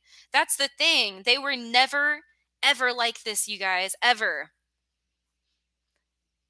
You said you said abuse is not okay. Maverick, you deserve love. You said I am a domestic violence survivor. I don't know, guys. I'm searching my heart. I could say to you, like, I don't know. I don't know how to describe it, and I don't think there's going to be any logic that can describe what I'm feeling. I genuinely love her and my mother, but a part of me wonders if I am in denial. Maybe I am. Or maybe God's just given me grace. Maybe he has given me grace. I don't know. I haven't I'm too in the middle. I can't understand. I'm stuck. I am literally like in the swamp. You said you wouldn't want someone else. It's not even about that. It's not that. It's not that. No. I love this woman. And I mean, if you guys want to challenge me, you can certainly challenge me. Please do so. Challenge me. But there's something about her that I see deep inside. And maybe I just need to talk about this. Maybe to understand why I'm still here, I need to talk about it. You know what I'm saying? Good night, Gordon. It could just be that there's something in me I need to talk about it. There's something about her that I see deep inside. Something so beautiful and vulnerable beneath the thorns. Okay, listen to what I'm saying, and if you guys want to challenge me, go for it. Please. Diggy dig dig dig. But I don't understand, and I'm searching my heart every direction. Why? Why? But there's something about this woman that I see and have felt and known and experienced on a very deep, profound level. I guess I don't know. I don't even call it a soul level or something. Do you understand what I'm saying, you guys? Let's just get deep here. Let's get deep for a second. Something in her I see that no one else does. It's a validation. And she and it's a deep validation for her. And it's a deep, I don't know how to describe it. It's something that I see. There's another side. There's this soft belly to this wild animal she is. She's like Freddy Krueger with these nails. Okay, look at my fingers, guys.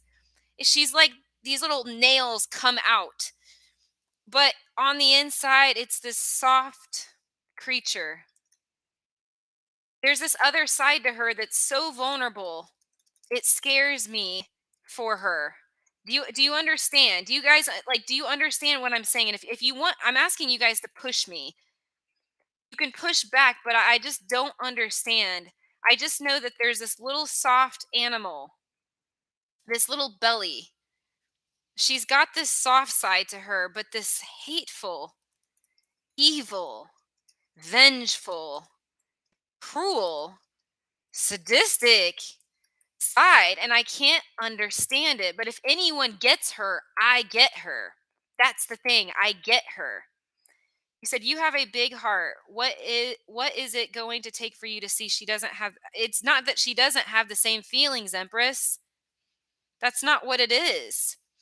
It's not that she doesn't have the same feelings. She hates herself. So she pushes everyone away. You said, do you think she manipulates? Do I think?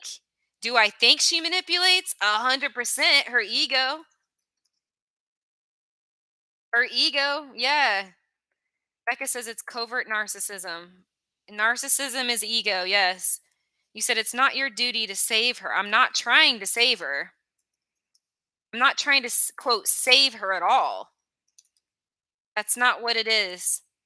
Said I don't understand it either. I don't either. Yeah. See, we're all confused. I'm lost in an ocean. I see this woman. Okay. I see this woman. I'm going to tell you guys right now. And I see what others can't see, but she knows. She knows I can see her. I see the vulnerable part of her. I see the vulnerable part that no one else sees. You guys understand what I'm trying to say? I see her underbelly. You said, but if she doesn't love herself, how can she love someone else? She can't. But I see the other side. You understand that there's this thing inside of her. It's like a soft, vulnerable soul, like an innocent, like there's this innocent thing in her. And I see it and she sees it. It's there. You said you can love her, but love her from a distance. 100%. And I am. I totally agree. You said, but she doesn't love herself, so how can she love someone else? She can't. That's why I stay distant. Why I stay distant. Because it's not, because she's not acting she's not being healthy.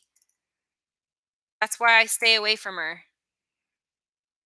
And it hurts to be away from her. It hurts because it just hurts. You said unfortunately you can't do anything despite aware of everything except have patience. I agree. And focus on myself. But I'm confused. I guess I got caught up in the mix, the batter, right? The dough. You get the cake. You get it. The cake, right? The cake. Yeah. You said I believe that you're in denial. I've been in the exact same spot before, and I'm in that spot now. Thank you for being honest and vulnerable with us. Overextending your love to someone who are doing things to you. Well, let me be clear, Empress. I am not seeing her physically. Okay, so I do have healthy boundaries. I just want to make that very clear. hmm It took me a long time to be able to break out of that enmeshment. You said it hurts to be aware from her, but it will hurt you even more to be involved. Well, we know I'm not involved. I mean, you guys know I set boundaries. So I'm not physically talking to her. You said rather with you see the light in her, whatever that you see in her, why sit around and take, I'm not taking, you guys are misunderstanding, or I'm not making it clear. Have I made it clear? There's no taking it. because I cut her off again. Like healthy boundaries. I had to. You said that's good that you're away from her. Yes. But I was just recently hurt. It's like I cut her off, then go back in, and there's a multitude of reasons I've gone back. Multiple reasons. Perhaps it's my karma. Okay, like my lesson to resolve. Do you understand what I'm trying to say, you guys? Like a karmic lesson. That piece is a karmic lesson. That piece, I have to maybe stay away to do some kind of healing. I'm not sure. You see? Yeah, I'm not going back in, Sophie. You said you've set those boundaries, but energetic boundaries are needed too to take up too much of your energy. Well, hang on, Beck. Hang on. I'm grieving. So hold on a second. So what you are seeing is actual grief. I want to make this very clear. That's been repressed for years. It's trauma. It's traumatic grief. I just want to be very clear. What I'm dealing with is traumatic grief that's been repressed, like complicated grief. You understand?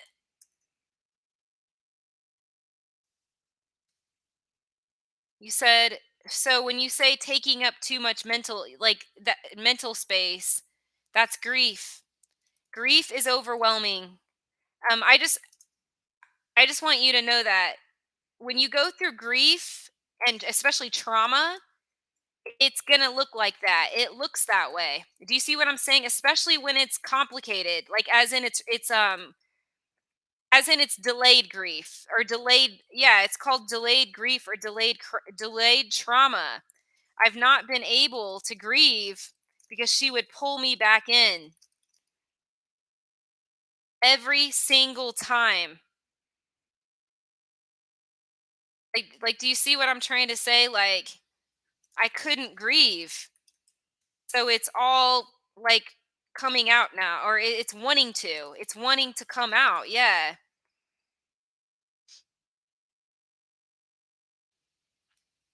You said don't let her pull you back in.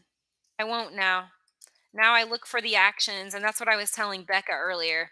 It's the actions. People can talk a good talk, but it's the walk that counts.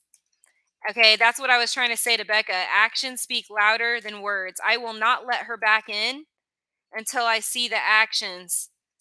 Actions speak volumes. I will not let her back in no matter what she says to me, no matter what pictures she sends me, no matter all the false hope, the pictures of the monkey, the pictures of her in the bathtub, all of that stuff. None of that counts without None of that counts without the actions, without the backup, the proof in the pudding, the actions.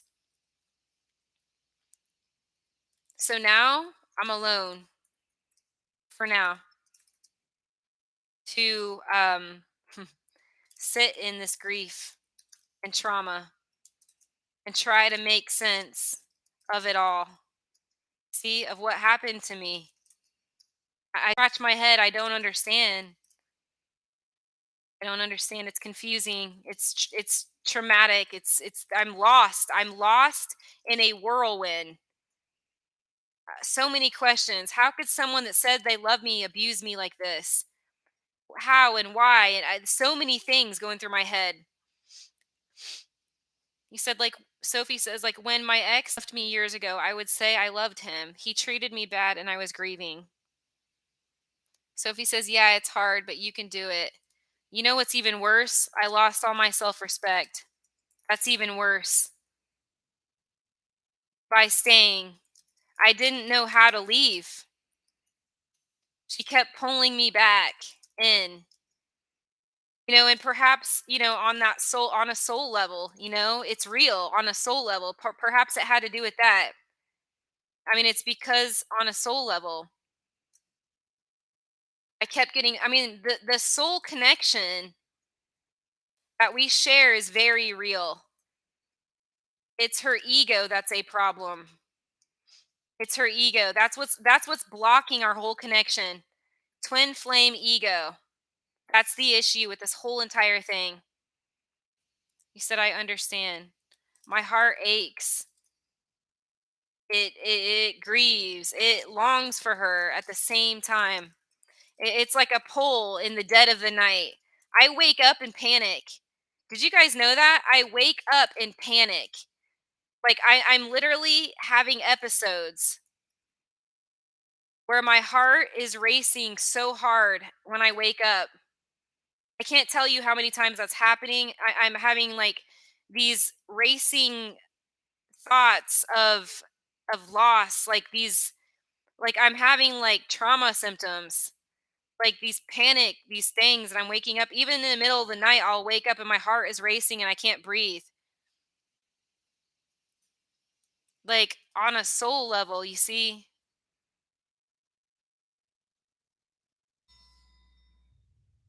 But I know that healing is possible and I know that's what's needed. Um oh gosh, Spirit is sending me a song. Hold on, you guys, there's a reason. Hold on to the memories, Richard Marx. I just heard this song in my head just now. I need to read you guys the lyrics. Becca, are you still in the house? It's called Hold On to the Nights by Richard Marx. I'm not sure if Becca's still in here or not. Okay. This song, God just gave me the song. It says, just when I believed I couldn't ever want for more, this ever changing world pushes me through another door. I saw you smile, and my mind could not erase the beauty, twin, on your face. Just for a while, twin, I'm saying this to her. Won't you let me shelter you? Hold on to the nights, hold on to the memories. I wish I could give you something more. And when I read that line, I think about how my twin was deprived in her life. I think about how my twin never had a father figure. And I think about how I seem to provide for her everything that she's never had, everything. Anyway, the song says that I could be yours. How do we explain, twin, something that took us by surprise? Promises in vain, and love that is real but in disguise. What happens now? Do we break another rule and let our lover play the fool? Listen to that. Do we break another rule and let our lovers, that would indicate other lovers, right? So being in this other, do we let our lovers play the fool? I don't know how to stop this feeling or feeling this way. And then it repeats, hold on to the nights, hold on to the memories. If only I could give you more. And then it says, well, I think that I have been true to everybody else but me. And the way I feel about you makes my heart long to be free. Every time I look into your eyes, I am helplessly aware that the someone I've been searching for is right there. Guys, this is a twin. I mean, you got to understand. Yeah, this is a twin flame soul connection. But there's so much ego clouds that distort. See? Okay, you said, I love that song. Becca says, I'm tired and exhausted too. I only want to be surrounded by healed, mature, healthy people. Me too, right now, Becca. That's why I had to cut her off painfully because there's no willingness. There's no willingness to heal. See what I mean? I only pray now. All right, Becca, you know what? I'm going to do a question for you because I don't want you to be up all night. I want you to get some sleep. What do you want to know?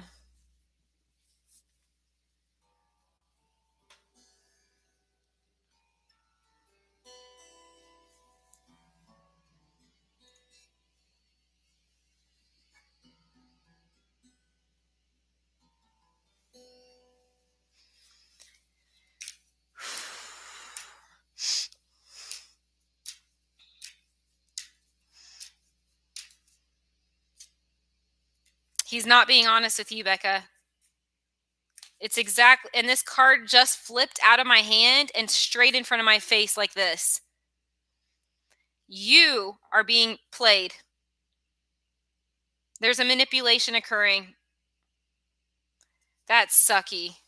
The world, I'm right, and you're wise enough. Look, the knowledge, like a crown. You're wise enough to know you're being played. When he said he wanted to support you, that's a manipulation. It's right there in black and white. That's fucking shitty. Yeah. So you know what? Now it's you and I. It's you and I and any other person in this chat room. You and I, we get to heal. He's playing me again. I'm going to ask you a question. Well, I'm going to leave it at that. You and I need to end the night with actions speak louder than words. You know what I mean? A person's actions will tell you everything you need to know. The truth lies in the action, the rectification, the willingness, the heart. I'm sorry you're being played. Man has no heart. His heart, Becca, is buried, is it not? Is it not? And the darkness prevails.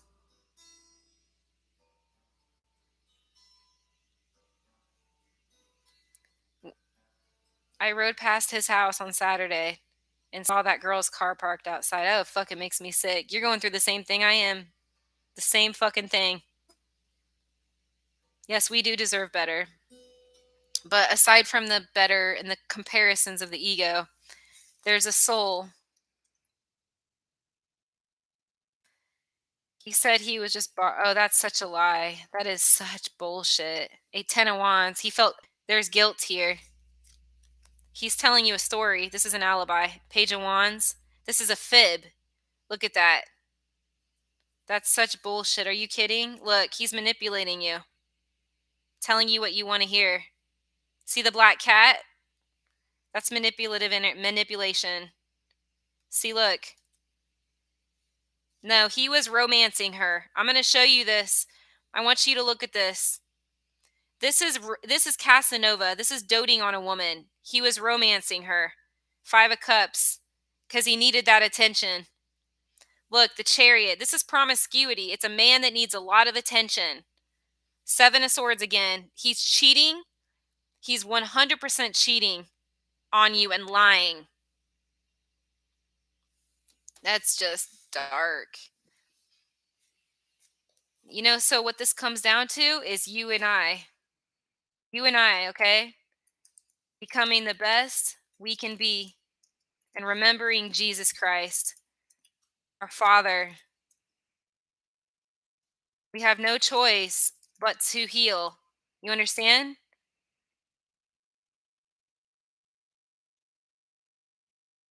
And go up from here. When you're at the bottom, there's no other way to go but up.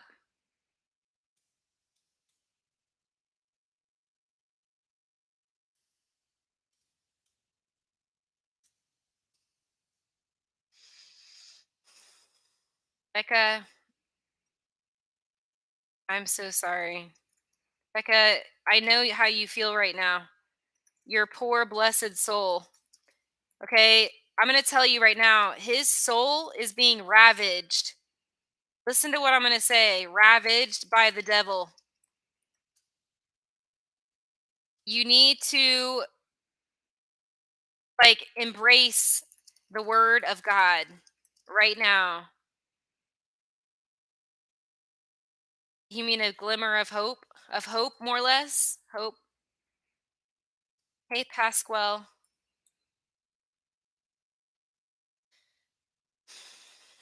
I'm still looking at schools. I'm definitely doing my research. I just haven't yet made a decision.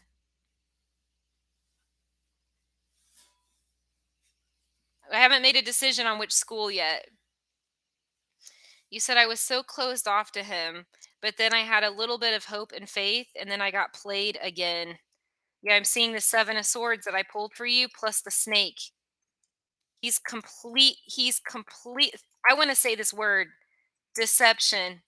Look at that word, deception.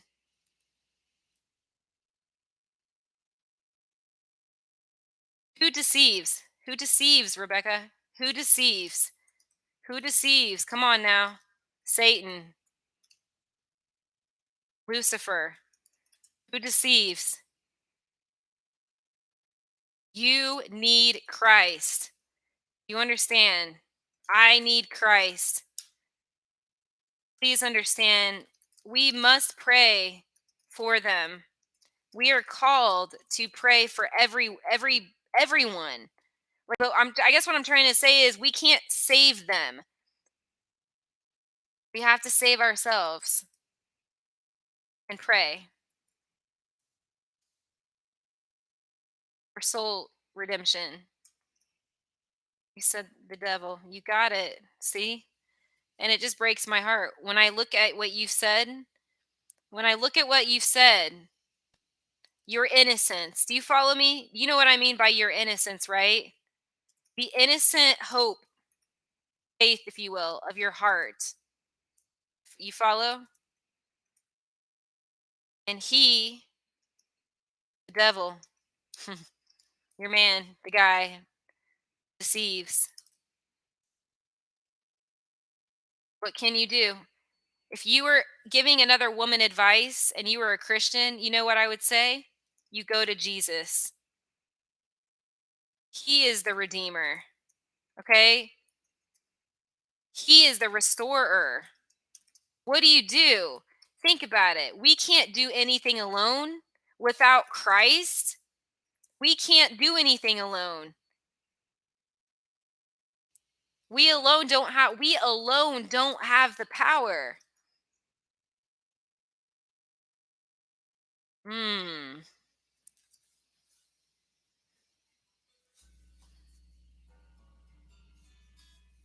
But Christ has it all. Christ has all the power. This Bible, there's so much truth. This Bible is a living word. There's truth in this Bible. There's a foundation. God will heal. He heals.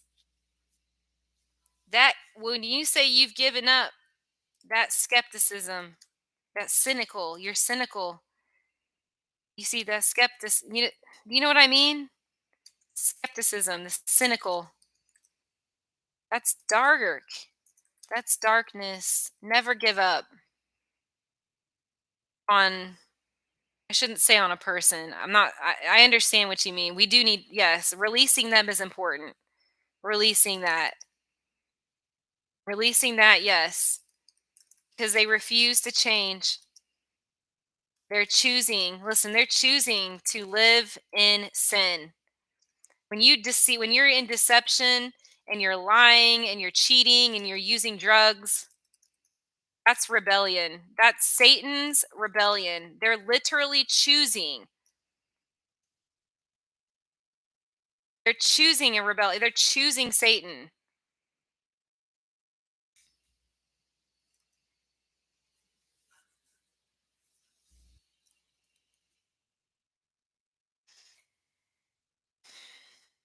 You can do one more question. What else do you want to know? I need and I crave healthy, mature, healed people. Me too. I mean, yeah, well, sometimes we have to be alone with the Bible. I hear you. I hear what you say about you craving that.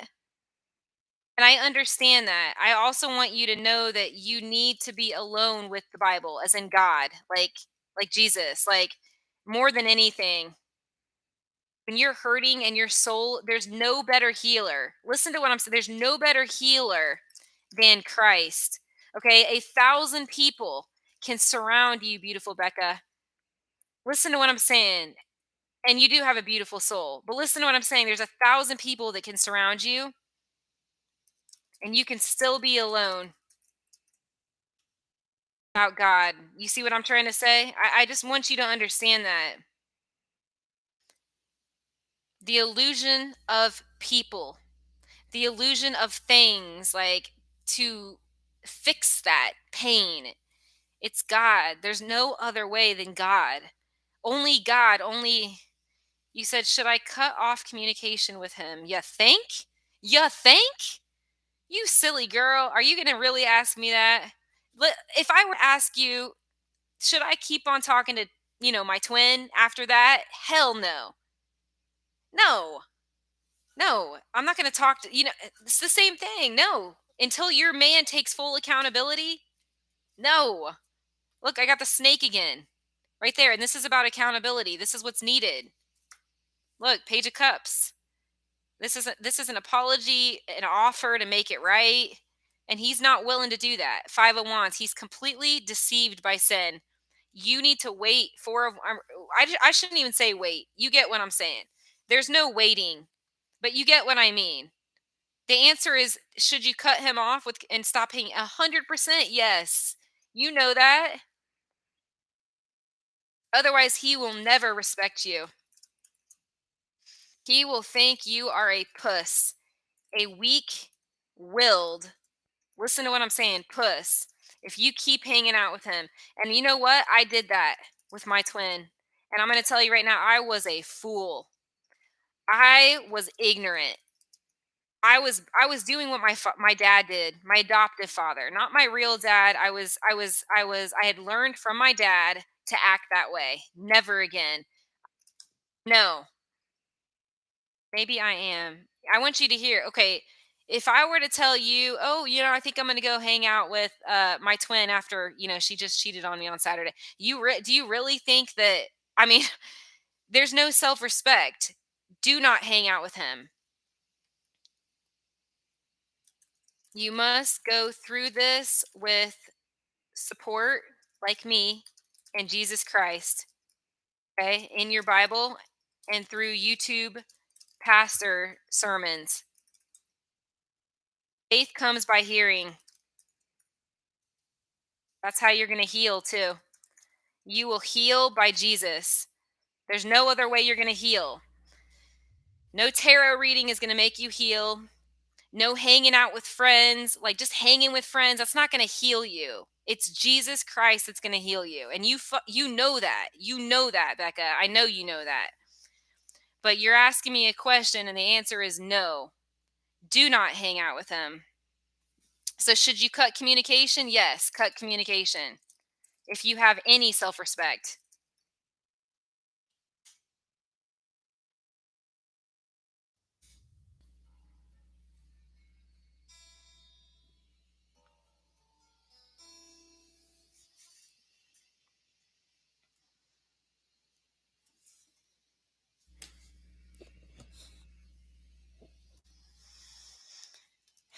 All right. Get some rest, okay?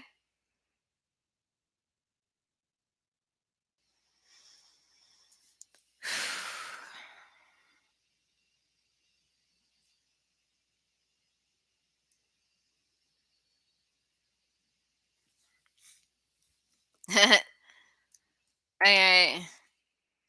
You got this. I think I'm going to I don't know. I don't know what I'm gonna do. I know you need to rest.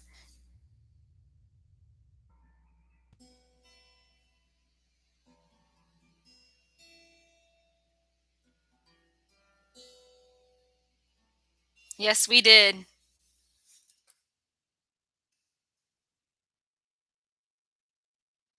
But you know what? God loves us. They don't define our worth. We are beautiful just the way we are and for who we are, Becca. Can I tell you something? Yes, Eliza. Go for it.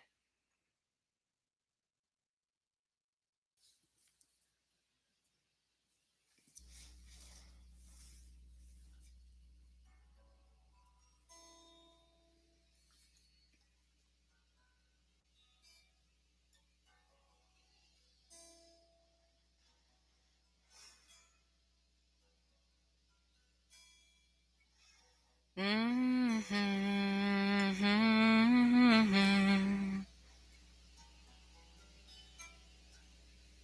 When darkness prevails.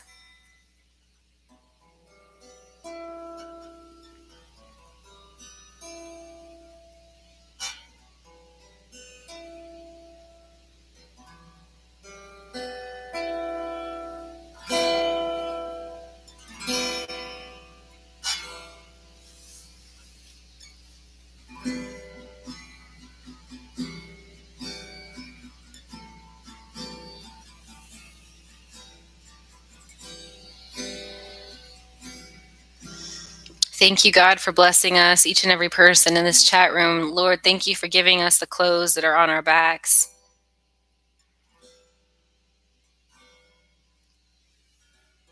Thank you. You said, I'm in Italy, toxic family. I'm 43 and I'm still dealing with the aftermath of their toxic shame and neglect. Even after I forgave them, the situation became much worse in the last year. We're listening. Hey, Becca, you all right?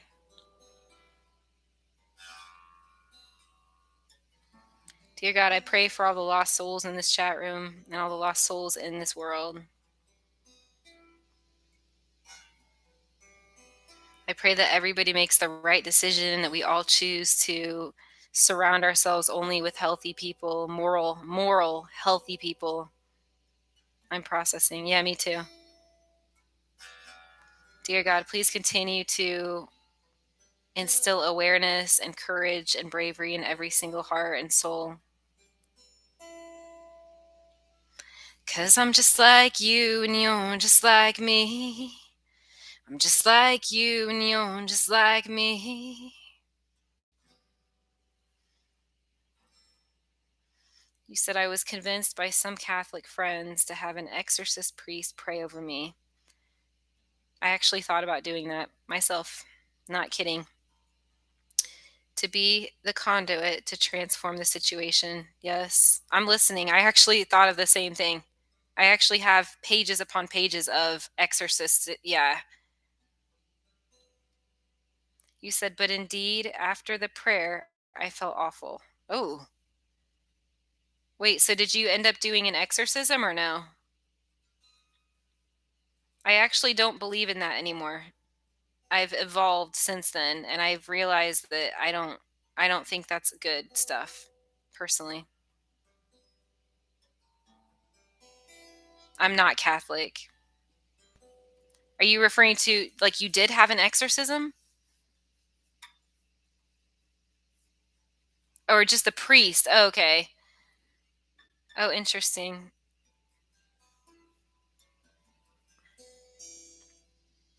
Hey Becca, how are you feeling right now? I feel like you need a hug. A big hug for Becca. The priest listened to me crying on the phone and on the phone did an exorcistic prayer over the phone and then hung up and he felt worse. Yeah, I don't know. I wouldn't go that route like that kind of stuff personally. You got to yeah. You said yeah, I don't know if it was a good idea. I don't think so. You said I feel like surrendering and letting go of all and any expectations of being. Yeah, I think that that actually feels good. What you're saying, Becca, feels good to me. I think that's a really good idea. I think that we do need to let go. We do need to let go. We need to surrender and release like 13, the death card, or a butterfly. You know what I'm saying? We need to get ourselves back, Becca. We need to remember who we were, who we are at the core. Who are we, Becca? I want you to think back to the little girl before the trauma. Who was beautiful Becca?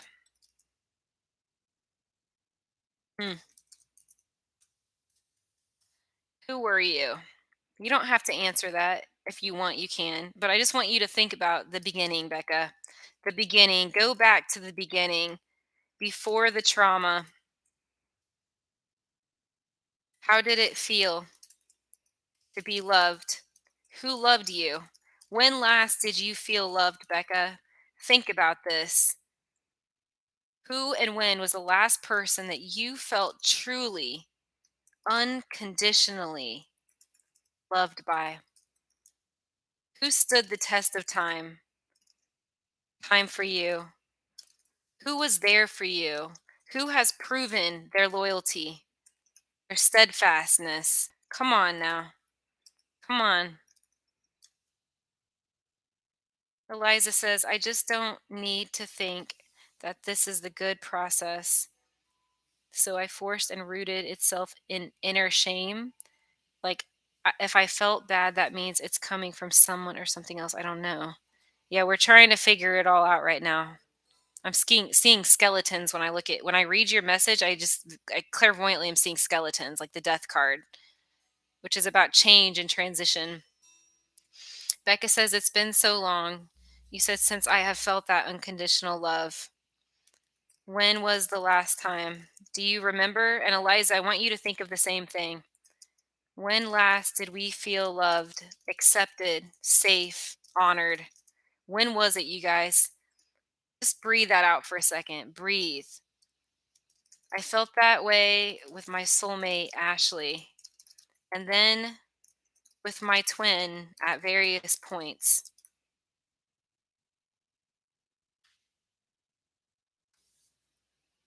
I don't even remember. Oh, wow. With Ashley, probably with my sister. Yeah. Think about that. How about you, Eliza?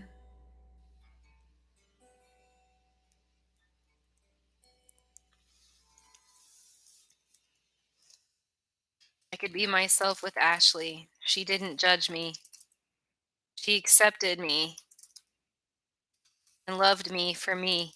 I felt that way with my twin from time to time, sometimes. But the hate in her spilled out.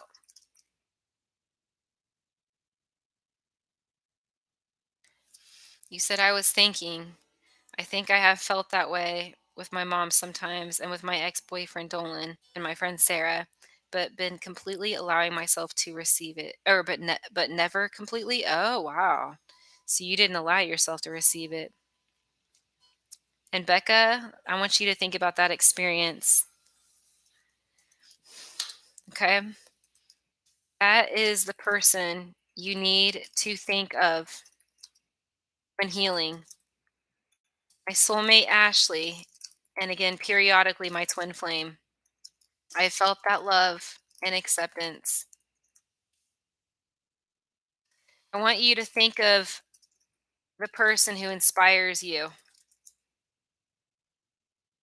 the inspirational one who loves and accepts you, who again supports you, encourages you, again inspires you. To heal, we have to feel, and we have to feel safe to heal. So we must imagine them as we heal.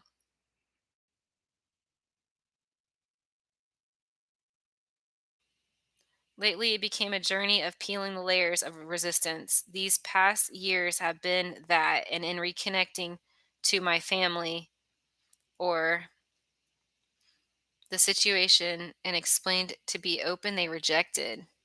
They rejected again and shamed me. Oh gosh, the same thing has been yeah. I think it's just turning away from the darkness. My twin also has been nothing but shaming me and rejecting me. We just have to turn away from it and go to that place inside with that person who loved and accepted us. Becca says, I feel like I have yet to feel that kind of deep love. That's really sad. I mean, it's true what you're saying, but it's sad to me at the same time. You know? You have to be willing, Becca, to let someone in. You understand? My twin closed off her heart and soul out of fear, like her own fear, her own, and pushed away, like cold, mean. Hey, Verma, you said I felt like the core identity of mine, the something was full of love, has been crushed and turned into itself. I had felt that inner love when I was at a distance, and I wanted to share it with my family, and they just rejected it to complete the cycle. But they rejected it. And that's just hard. That's like two blood types not mixing. That's what it's like when you put like like a certain blood type with another. I mean, eat something you love. Why, Grandma? Becca, I'm listening to you. They didn't understand. Like they weren't seeing me at all. Mine either. I'm not loved and or accepted either by my quote family or twin flame, aka family. I've been rejected, abandoned, annihilated, ostracized. Same. Yeah, all three of us. So what do we do from here? I guess love the Father, like Jesus Christ, because he can heal. He can heal.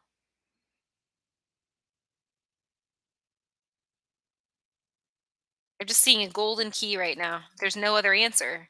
I mean, that's the answer. I'm seeing a golden key. Like the key, the gold key. Like, why would we not?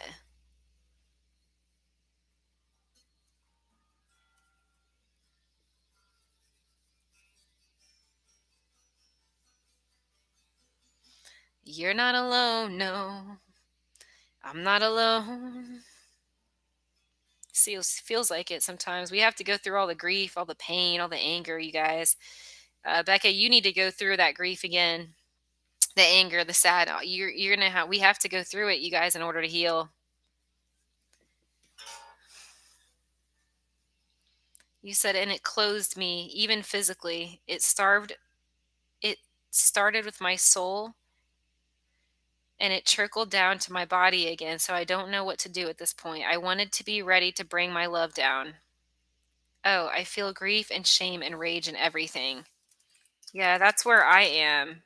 Like I need to feel my anger and all of that. Like I need to get back to me. I need to regain my strength, my purpose. Something's gotten so lost, like identity like shifted through the trauma. I lost myself. My twin,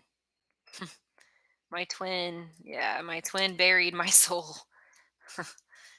It just, yeah, encapsulated. Yeah. Professor, what do you wear? What do you wear the red scarf?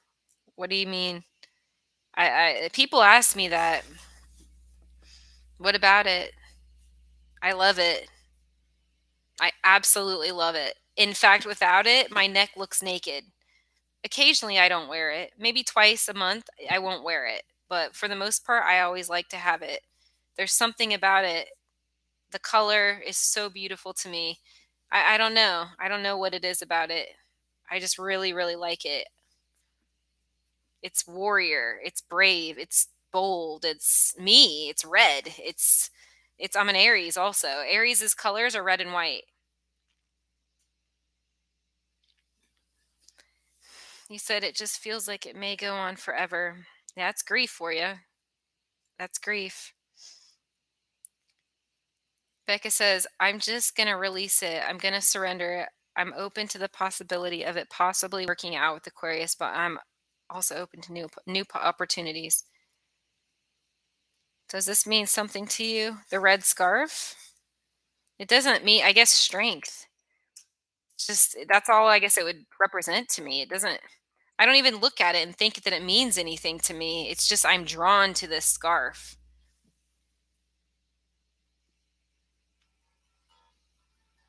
Someone joked and said, "Hey, that's your signature. The scarf is your signature." What do you guys see when you see the scarf? What does it make you think of? Eliza said that God given identity when I felt the best. I felt like God's blessed child. I remember that. Oh my gosh. When I was with my twin, I felt that joy. That joy. Like I had a family.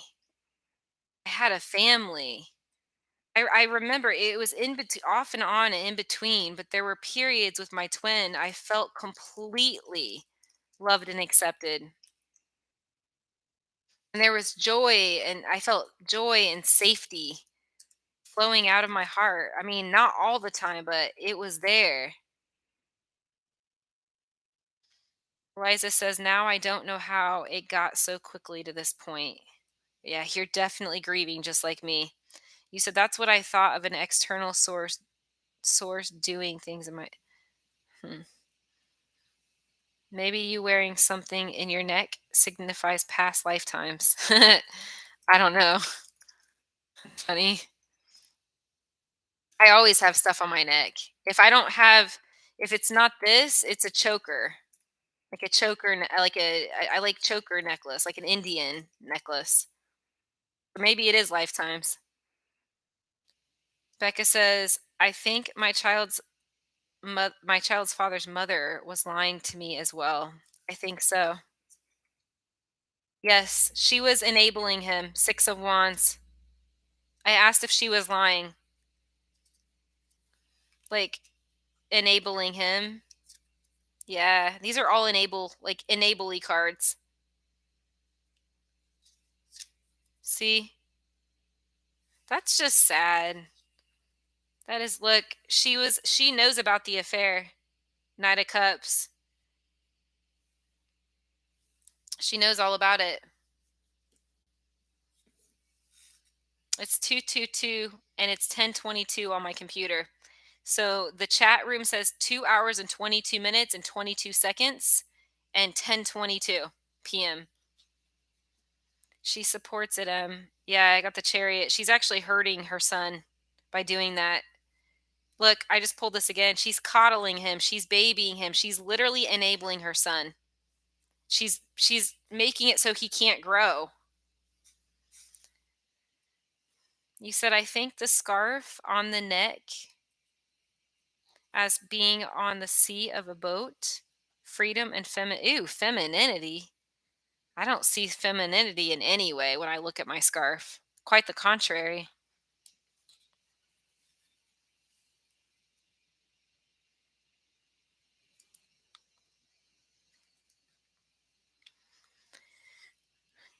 You guys, and she talks to the girl too. Yeah, that's just dark. That's evil. You are so innocent and pure. It's a shame that these dark souls can't see you. And my love for T, for my twin flame is pure. I know who she is at the core. No one knows her like I do. I can see straight to her, straight into her soul. Like we share the same soul. My twin and I share the same soul. I could see straight into her. You said I do is a self-protection act. But yeah, I mean, Becca, do you see an innocence in your man, in your guy? Do you see innocence in him at all? Like, do you see the Christ soul in him? When I look at my twin and my mother, I can see their innocence. I really don't. So you're see, when you say that you don't, I see skeptical and cynical. That's the devil. It's affected you. It's you've been affected by that, the devil. Like,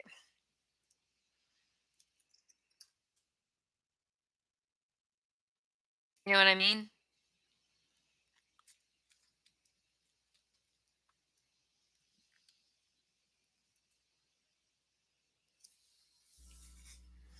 Dear God, I want to say, bless us. Yeah, please. I know that all things will work out for his greater good. I know it. I have no doubt in my mind that everything will work out in his glory if I just put my loyalty with him. I love your singing. Thank you. Tonight's been a really heavy conversation. Really heavy. We've been talking about grief and trauma and healing. And yeah, Becca, I understand that you used to. I think that as you turn to Christ and you start to experience that love, Becca, you'll be able to open your heart and you'll be able to see that.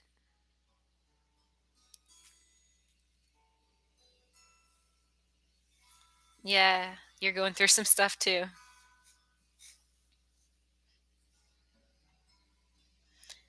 I don't know. I just think about the innocence that my twin and I had. I used to kiss my twin's collarbone.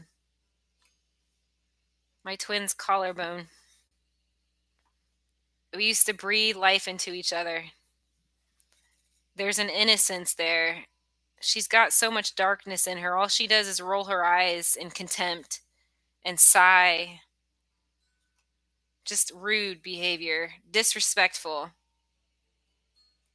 I remember wanting to dance with her under a ballroom, white dress, like so much purity. Like, I don't know. There's another side to her I see that I've never seen with anybody.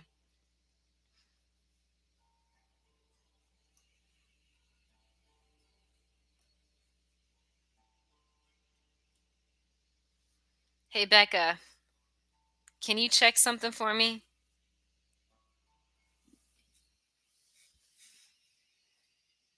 Let me do something real quick. Hold on.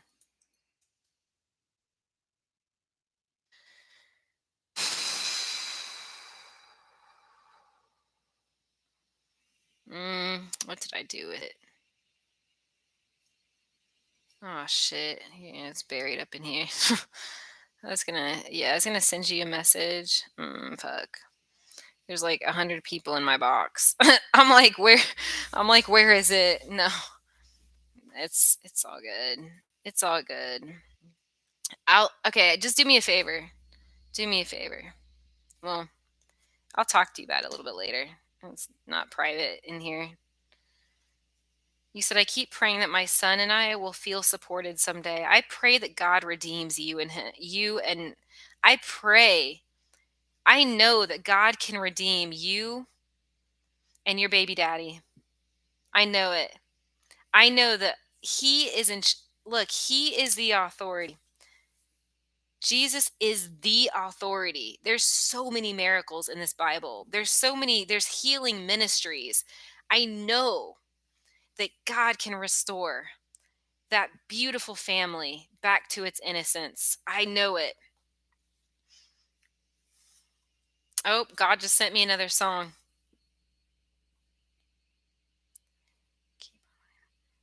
Keep on loving you no matter what I say or do. Lyrics.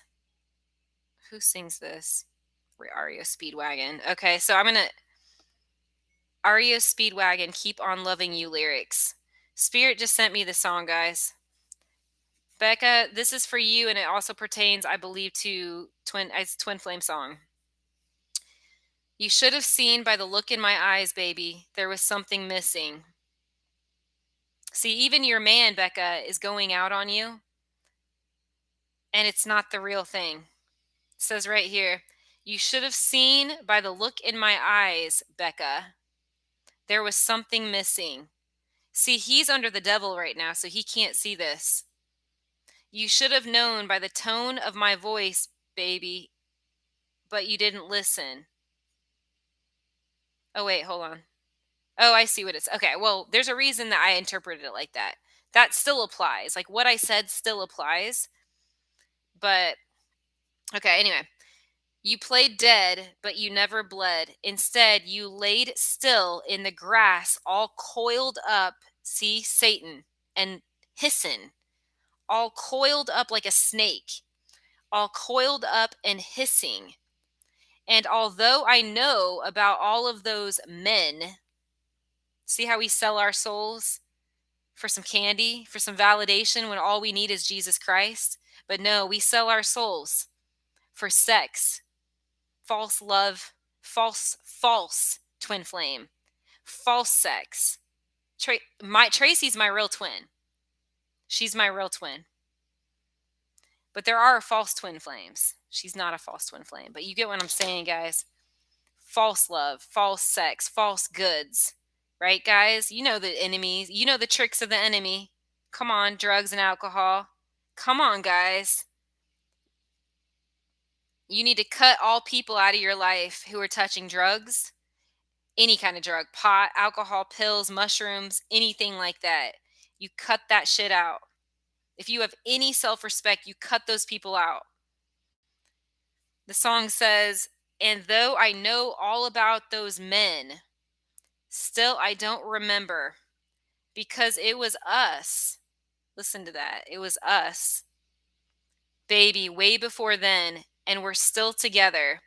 And I meant every word I said. When I said I loved you, I meant I loved you forever. And I'm going to keep on loving you because it's the only thing I want to do. I don't want to sleep. I just want to keep on loving you.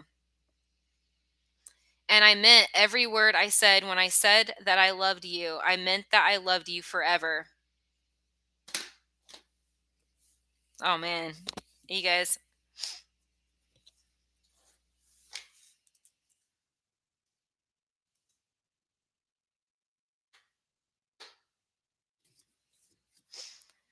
Becca, I'm going to pull a card for you. Yeah, hang on. Did you guys resonate with that song at all? He misses you on a deep level, Becca. I'm going to show you this. He's actually going through a dark night of the soul. Look at this card. His soul is very sick. Obviously, if he's fucking other women, he's completely in deception. Just like my twin. Complete deception. The true self is cut off. This is a dark night of the soul. These are people that are outside of a church and they're starving and they're sick and they're cold, desperate, hungry for what? God, for Christ, for the light, for redemption. You resonated with the song? Yeah?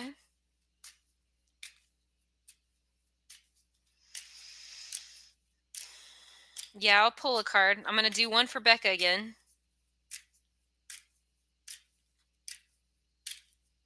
Becca, I just get more fakeness, more darkness for your man. This is like a fake pair of tennis shoes versus a real. It's a knockoff. He's literally knocking off that woman, the whole thing. This is the same thing with my twin. This is duplicity. It's a knockoff. It's fake. The persons that they're involved with, this is fake. It's dubious. Look, it's not, things are not what they seem, but you're the real deal. Queen of Cups. This is a woman of God. The chalice, a real, authentic woman. A deep empath.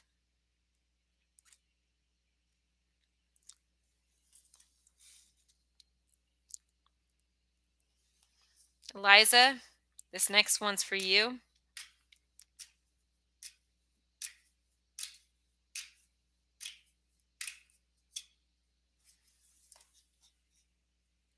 There's a male who's mad at you, or this is your masculine side where there's a lot of anger. I got the Eight of Wands. This can represent a temper. Either way, it's either a physical male or it's a part of you. I got the High Priestess. So again, either a male is mad at you or it's your masculine side. And then I see self-healing, and I see also reconciliation with this male. Did you guys like my video for the time I'm donating to you guys? Yash, you said I feel left out in the cold. Well, you're mirroring his soul then. Yash, I see big change for you. Big change. It looks like there's going to be a male phasing out of your life, Yash. Unless you're a male. If you're a male, this is representing you. So I need to know if you're a male or if you're a girl. Either way, if you're a girl, this is a male exiting your life. The cycle has it's done.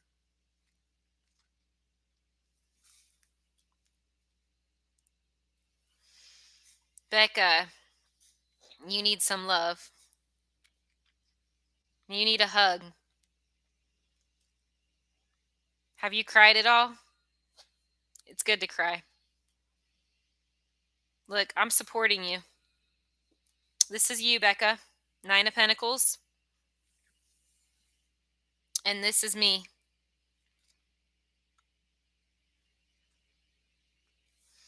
Okay, so if you're a female, yep, then there's a male. This male is very angry, Yash. Very angry, and he's exiting your life.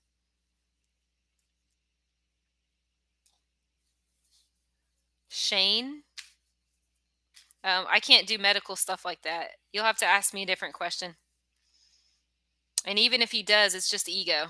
So you shouldn't look at things in that direction. Like about that, like don't look at things like a personality narcissist. It's just ego. Even if someone is narcissistic, they're still a child of God. It's an ego thing. So you're limiting yourself by boxing that in. 4 of Wands. I'm right. You're limiting yourself.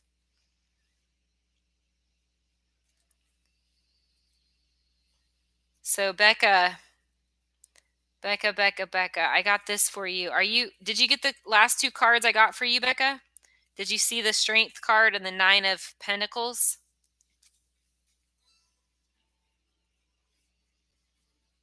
Yeah. This is what's coming up right now for you. This is how you're feeling.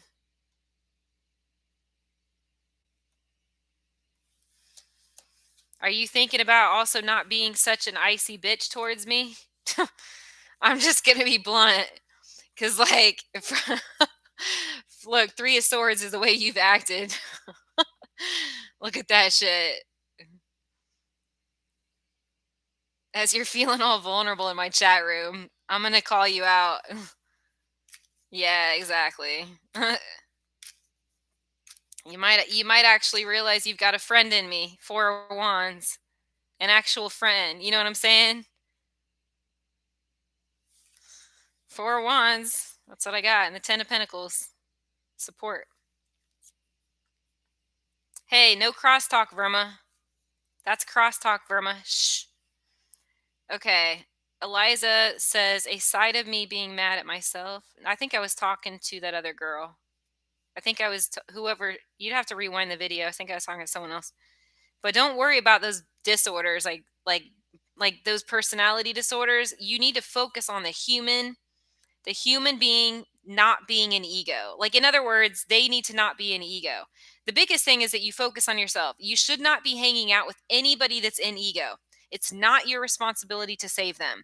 Let me say that again. This is very important. If you have any self respect, if you guys have any self respect, you're going to cut everybody off that is in ego, that's refusing to stop being an ego. Drugs, alcohol, sex, smoking, vaping, chewing, drugs of any kind, pot, mushroom, anything like that. You cut those people off if you have any self-respect. You should be hanging out with people who live out the 5 values, meaning they're whole and they're healthy, and inspire you. Not just inspire you, because you can have someone that's inspiring, but they're getting drunk every other night. You need to have good character around you. You're guilty by association. Let me say that again. You're guilty by association, folks. Good character or bad character corrupts good company. I smell cologne. There's male cologne in this chat room. Some of the smell. Yeah, this is men's cologne that I'm smelling. Okay. So Can you explain the completion of my cycle? Completion, I see a male leaving. I got the Chariot, he's angry. I get a Temper, 8 of Wands towards you. This is for who's the person? This is Yosh. And you need to love yourself. There's an angry male who's got a temper towards you, and you need to love yourself. That's the message I'm getting for you. Self-love. Ace of Cups is your answer.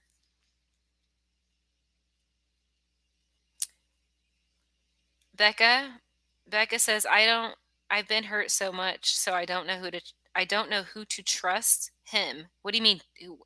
You mean I don't get it. Do you mean you don't know who to trust, or you don't know who to trust him? Him. I'm really confused.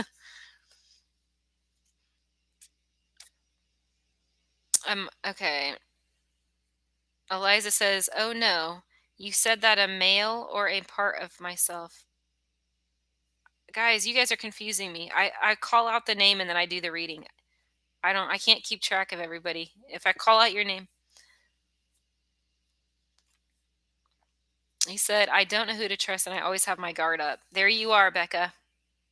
Right there with your guard up all the time. Look. Holding back, being cold and distant. Queen of Swords bitch energy, like cold. So, I mean, I understand where you're at. I know what it feels like to be miserable. Okay, trust me. I get it when it feels like you can't trust anybody. I understand.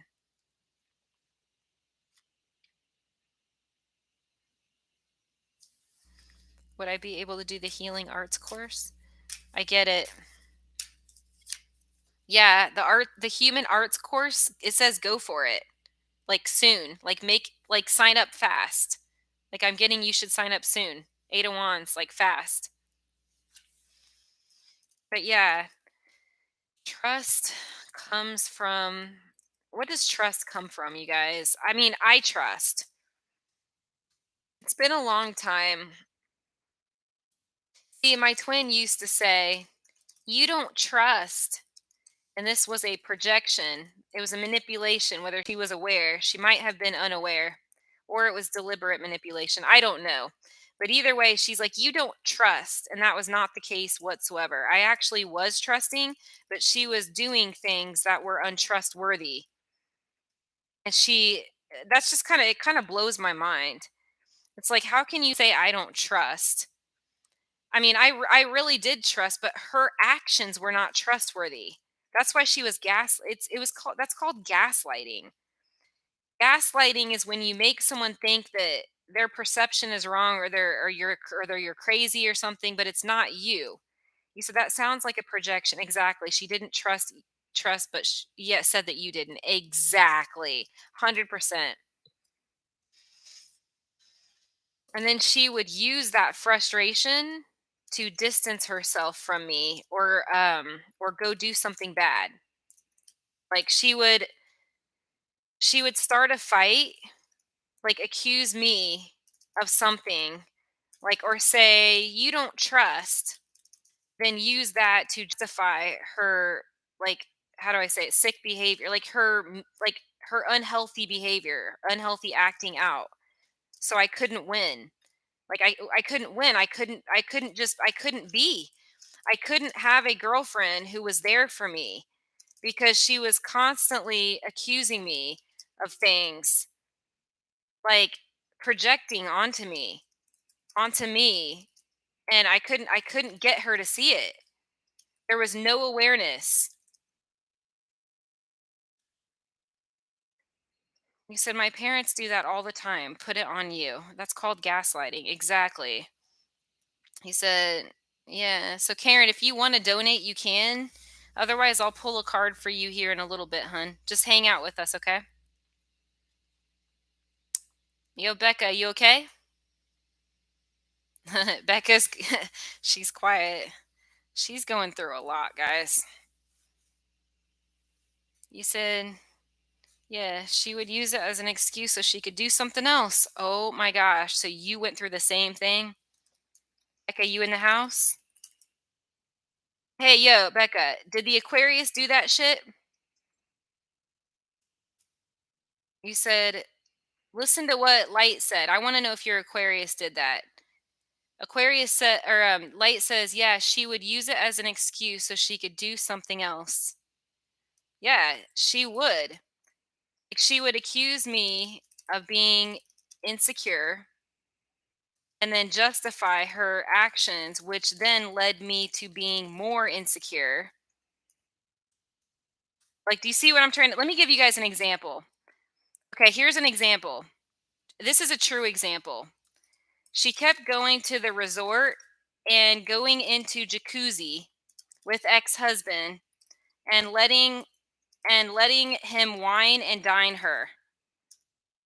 I told her this was unacceptable, that you don't do this when you have a partner. And she accused me of being, quote, insecure. Okay, this is a boundary violation and not acceptable. So she would then go to the resort, and afterwards, I would be legitimately bothered. And she would say, see, you are so insecure, and use that to further fuel her acting out. So her violating my boundaries and trust. Like, do you see what I'm saying? You guys understand what I'm trying to say? Like, you said he would accuse me of things he was doing. That's the same, and flip it on me. That's the exact same thing that I dealt with. Exactly the same thing as you, Becca. Light says the projection she would project on you, to you, is her insecurity. And yes, use it as an excuse to do other bad things. I couldn't win, meaning I couldn't get her to see my point, and I couldn't get trust from her. Like, I couldn't trust her because of her actions. And she kept digging into me and calling me insecure. And it just got bigger and bigger and bigger. And she couldn't see her own actions and or wouldn't take any accountability for her actions, and would tell everyone I'm insecure, and fail to mention her going to jacuzzi, etc. Like she would fail to mention these bad things she was doing to me, like to our relationship, to undermine trust. Like, her actions were not trustworthy. Do you see what I'm trying to say? I don't know. I don't know, Becca, if that sounds, does that sound familiar? You guys said exactly, exactly. Both. Oh, wow. Love it or light. I don't do crosstalk. Yeah. I don't do like, don't mention other names in here. I say that with love. Thank you. If you want to stay in my chat room, please don't mention other member names in here. But you said, yeah, you said, like, okay, he was accusing her of things that he was doing. Exactly. Yeah, I totally get it. You said, I want to say something, but I shouldn't, as it might hurt. As it might hurt? I may not agree with it. I don't know what you're thinking, but you can say it, but it may not be, I mean, it may not be something I resonate with. You want to say? Like, I know I am a super self-aware person, me personally. So I don't know what you want to say, but if you're about, I mean, I don't know what you want to say, but if you're about to say something like you project or something like that, I'm going to tell you right now I disagree. I'm extremely self-aware. Period. So I don't know what you're wanting to throw out there on me. You said I'm going to go to sleep in. Yeah, it's super late your time. Like, really, really late. This is a deep conversation. Yeah, I agree. But it was bad, guys. I couldn't feel secure in the relationship, and she could not see it for the life of her. Like, her actions and how they were undermining the trust in our relationship. Like, she couldn't see it. She literally only saw my reaction to her horrible, untrustworthy actions, like her horrible behavior, like her untrustworthy actions. You can't, do you know what I'm saying? You said, "Sorry about that, I wasn't." Yeah, Becca, sweet dreams to you. You get some rest, okay? You said, "Sorry about that, I wasn't trying to talk." Okay. Oh, it's okay. It's alright.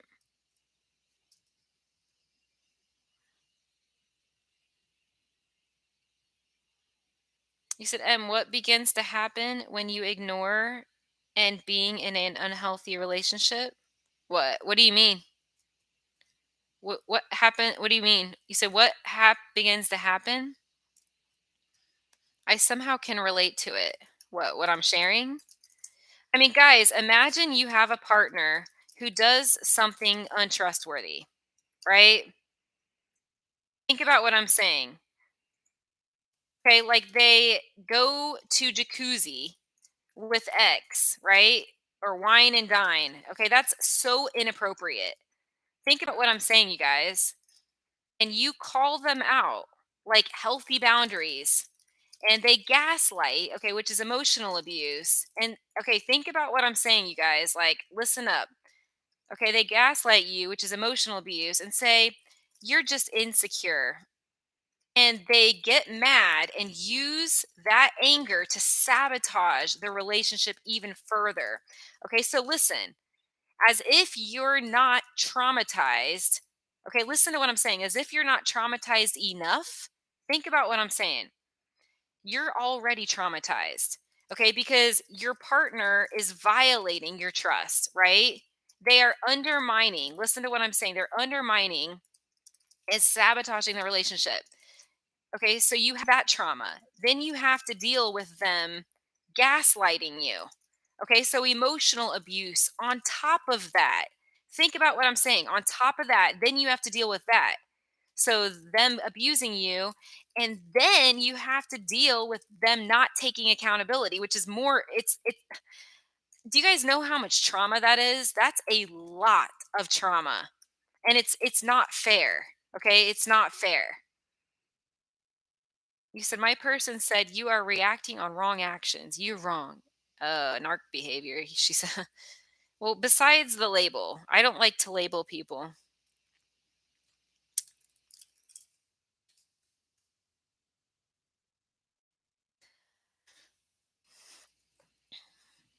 So what it comes down to is in our standards.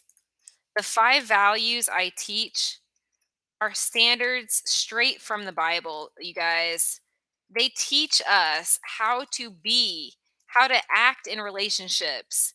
They teach us character. Do not settle. So you basically set a boundary, okay? And if the person can't honor it, you leave. You leave.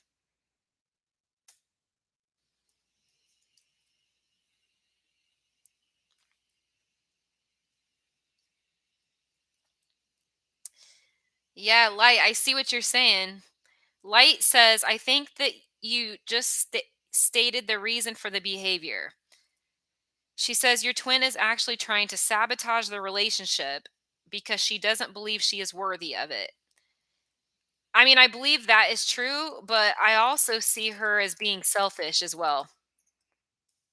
Okay, would I go to a jacuzzi with my ex and have my ex buy me wine and dine me and dress all sexy and sexy swimsuit? Come on.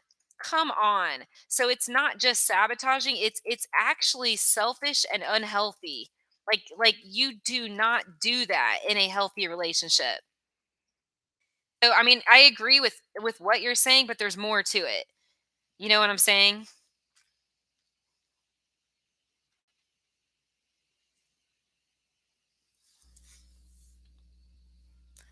Matos says, "I feel this. I'm glad it's helping you." Four of Wands. Guess so. You said, "I understand." Yeah. And then she would like keep justifying her actions. Like she would punish me for quote being insecure. Like how messed up is that? Like let's be honest. Can you just imagine your partner goes to a jacuzzi with another man or woman lets this person wine and dine them, calls you insecure, and then uses that false premise, right? That false excuse or false erroneous thinking to further justify more abuse. Like, do you know how horrible that is? Do you know how undermining that is? Like abusive, undermine. Like, do you know how like that is absolutely horrendous? Like if that I don't know, I would tell you how much grief that is. You said I deal with spitefulness and punishment. Well, if you currently deal with it, then that means you don't respect yourself. You know what I mean? And I can't respect you if you don't respect yourself. Now, hopefully, you meant you dealt with spitefulness and punishment. You used to. Because if you still do, I don't feel sorry for you. And I can't respect you. Like, why would I respect you? You know what I'm trying to say? Like, if it's one thing, if you cut that person off and you meant to say to me, I used to deal with it or I dealt with it. But as of right now, question is, are you still dealing with it? Because if you are, you don't have enough self-respect. And nobody can respect you if you don't respect yourself.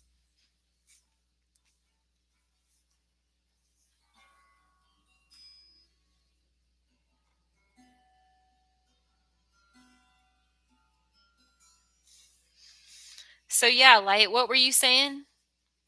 Love and light?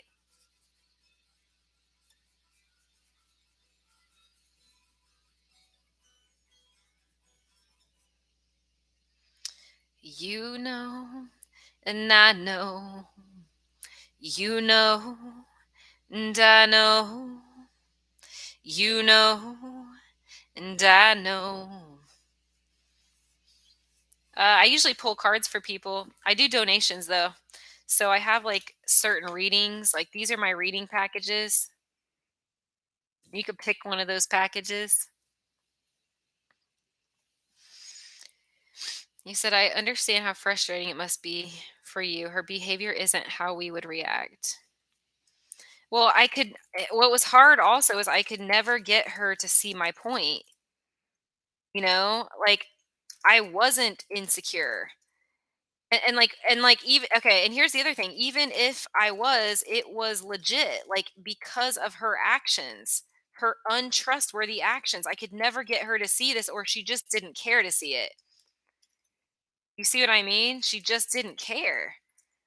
But like it was like I was constantly on defense, trying to prove trying to I was trying I had to constantly prove I wasn't insecure. So basically she was deflecting everything onto me, like keeping me off balance. You know what I'm trying to say? Not have to take accountability for her actions. That makes sense. You said I think sometimes people put a mental block because they cannot take being wrong. Yeah. Yeah, you're right. Look what I got. Exactly what you're saying, 100%. I just miss the self-aware woman who I first met. We used to journal together and share our journal entries together.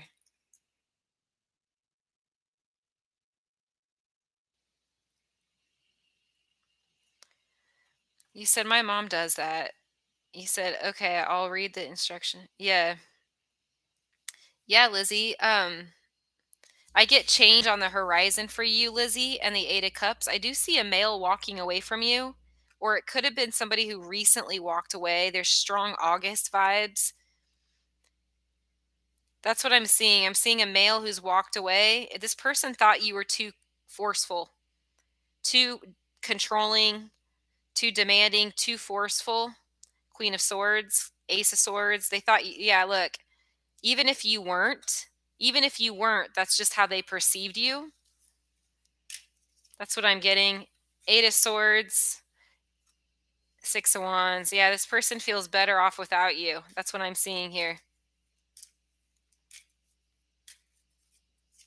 I would love for my twin and I to be able to have a healthy relationship again together.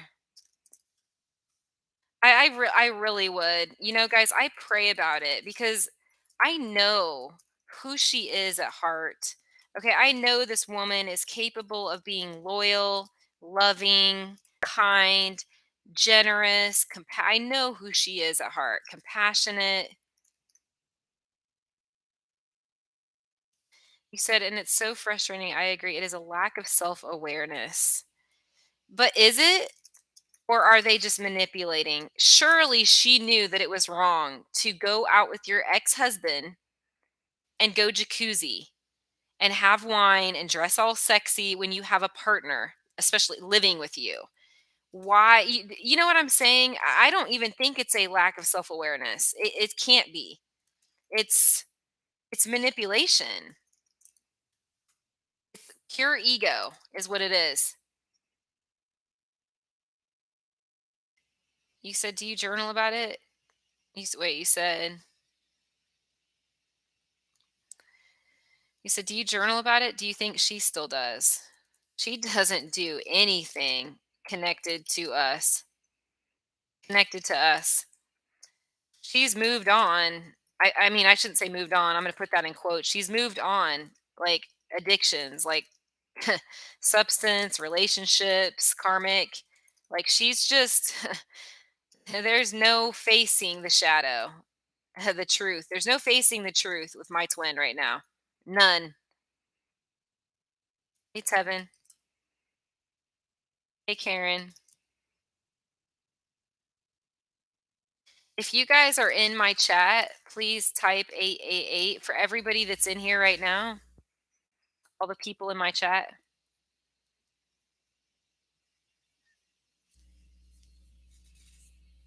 Let's see. So Tevin, I know I did a card for you. Love and Light. I got the 4 of Wands for you, Love and Light. You are on track for sure. Who else is in here, guys? If you guys are in my chat, just type 888. I got 2 of you. I got Love and Light and I got Tevin, but it looks like there's 3 more people in my chat. The 4 of Wands, it shows that you're on track. I didn't really ask what it was about. I didn't get specifics. Karen, I'm not sure if you're still in the chat.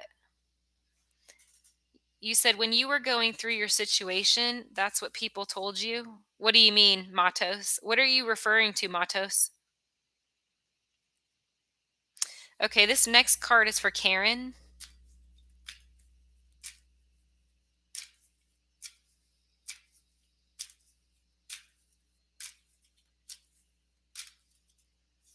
Karen, there's a male walking away from you. There's some sadness. The sadness could be on your part and or his, but he does think about you. I see this male, there's sadness, and he's taking time to himself, the hermit. He thinks about you all the time, though. This is for you, Karen. He knows he messed up. I got the judgment card. He knows he wasn't the best towards you.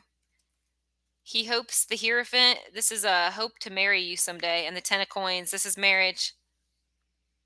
This is marriage, Karen. That's what I'm seeing.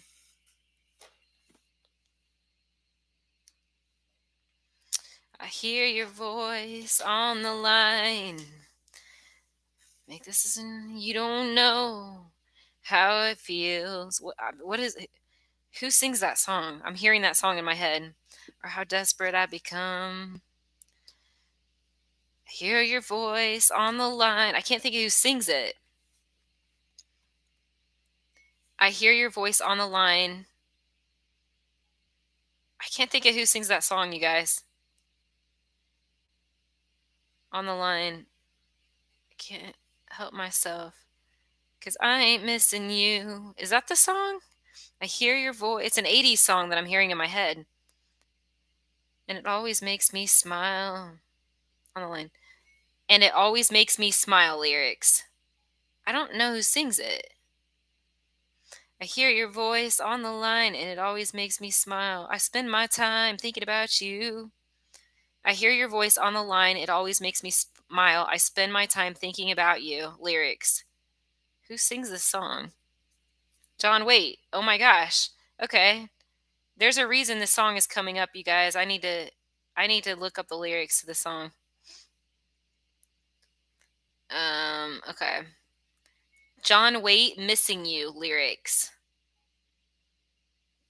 Yeah. Okay, so this song says, every time I think of you, I always catch my breath, and I'm still standing here and you're miles away. I think this is my twin. Okay. This is why I'm hearing this song, you guys. My twin flame. This is from my twin's higher self.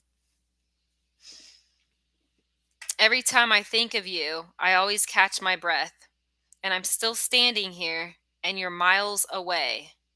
Well, I wonder why. I wonder why I'm going miles away.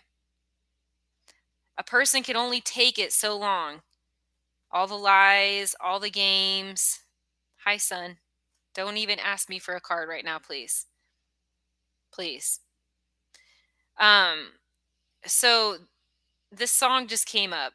My twin is saying this to me, and it's like she says, every time I think of you, I always catch my breath, and I'm still standing here, and you're miles away. And I just want to. Why do you think I'm going miles away? Why? You think somebody wants to keep being cheated on, hmm? And trampled on, and stomped on, and told I'm only good for sex and rent? Really? Really? Is that what you? Is that? Yeah? You think I'm gonna stick around and keep being smashed, twin? Really? You're just good for sex and rent. You look like a 14-year-old. Your hair is so ratty. You look like a fucking clown in that lipstick. You really think I'm gonna stick around for this shit? Yeah? I've only waited, what, 10 years? Been loyal and true for what? Someone that doesn't even respect me? Yeah, I'm gonna stick around, right? So she says, she goes, and I'm standing here and you're miles away, and I'm wondering why you left. You really have to think about it. You really have to think about why I'm leaving. And there's a storm that's raging through my frozen heart tonight. Yeah, you were pretty fucking cold to me, too. You talk about your frozen heart? You were pretty fucking cold to me. Cold as nails, more like that song. You're as cold as ice, willing to sacrifice our love. Uh, I hear your name in certain circles, and it always makes me smile. Oh, wow. So you're just going to look at it and smile instead of do something? That's fucking cowardly. You know what I want to say, twin? Stand the fuck up. Stand the fuck up. Grow some fucking balls and stand up. Listen to this. Listen to this. She's saying, I hear your name in certain circles, and it always makes me smile. Oh yeah, so it's all about you, right? You just want to feel good. You don't care to take any accountability. You really don't care to stand the fuck up and actually tell the family the truth. No, you don't want to go tell the family the truth. No. Okay. I spend my time thinking about you. Yeah, you'd rather think about me than actually appreciate me when I'm present, right? You'd rather think about me than actually value me, than appreciate me, right? That's great. We only live once, but no, you're going to spend your time with a karmic, with an ex, somebody that you told me you were done talking to, that you're still talking to and messing around with. Really? Really? I spend my time thinking about you. Yeah, while I'm out with others. Great. Yeah. Really taking accountability there, aren't you? You really love me. It shows, man, through your actions. It really fucking shows. She says, and it's almost driving me wild. Well, yeah, because you want what you can't have. You want to fuck around and do all this immature bullshit, and you want what you can't have. I'm a fantasy to you. And she says, and that's my and that's my heart that's breaking. Yeah, you didn't stop to think about mine, did you? I bet you didn't all those times. No, still no apology, no remorse, no empathy, nothing. Zero. Zip.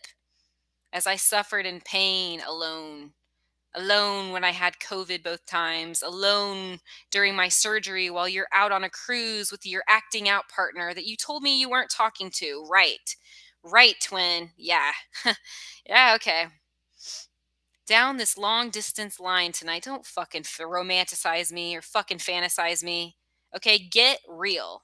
Get fucking real in capital letters. Get your fucking ass sober. Cut that stupid bitch off. Okay, cut your stupid fucking karmic bitch off. Actually show me. Hey, who are you? You've got the same name as me. Actually show me that you're a real woman and not a fucking puss. A little pussy wuss who wants to go fuck and get high and get drunk and blame me. Come on, man. What the fuck's this shit? She says, I ain't missing you at all since you've been gone. I ain't missing you. See the denial. There's so much fucking denial here. You want to have your cake and eat it too. In fact, I think you said that to my face. Yes, twin, you said that to my face. I can have my cake and eat it too. I've got you wrapped around my pretty little finger. She really said this, guys.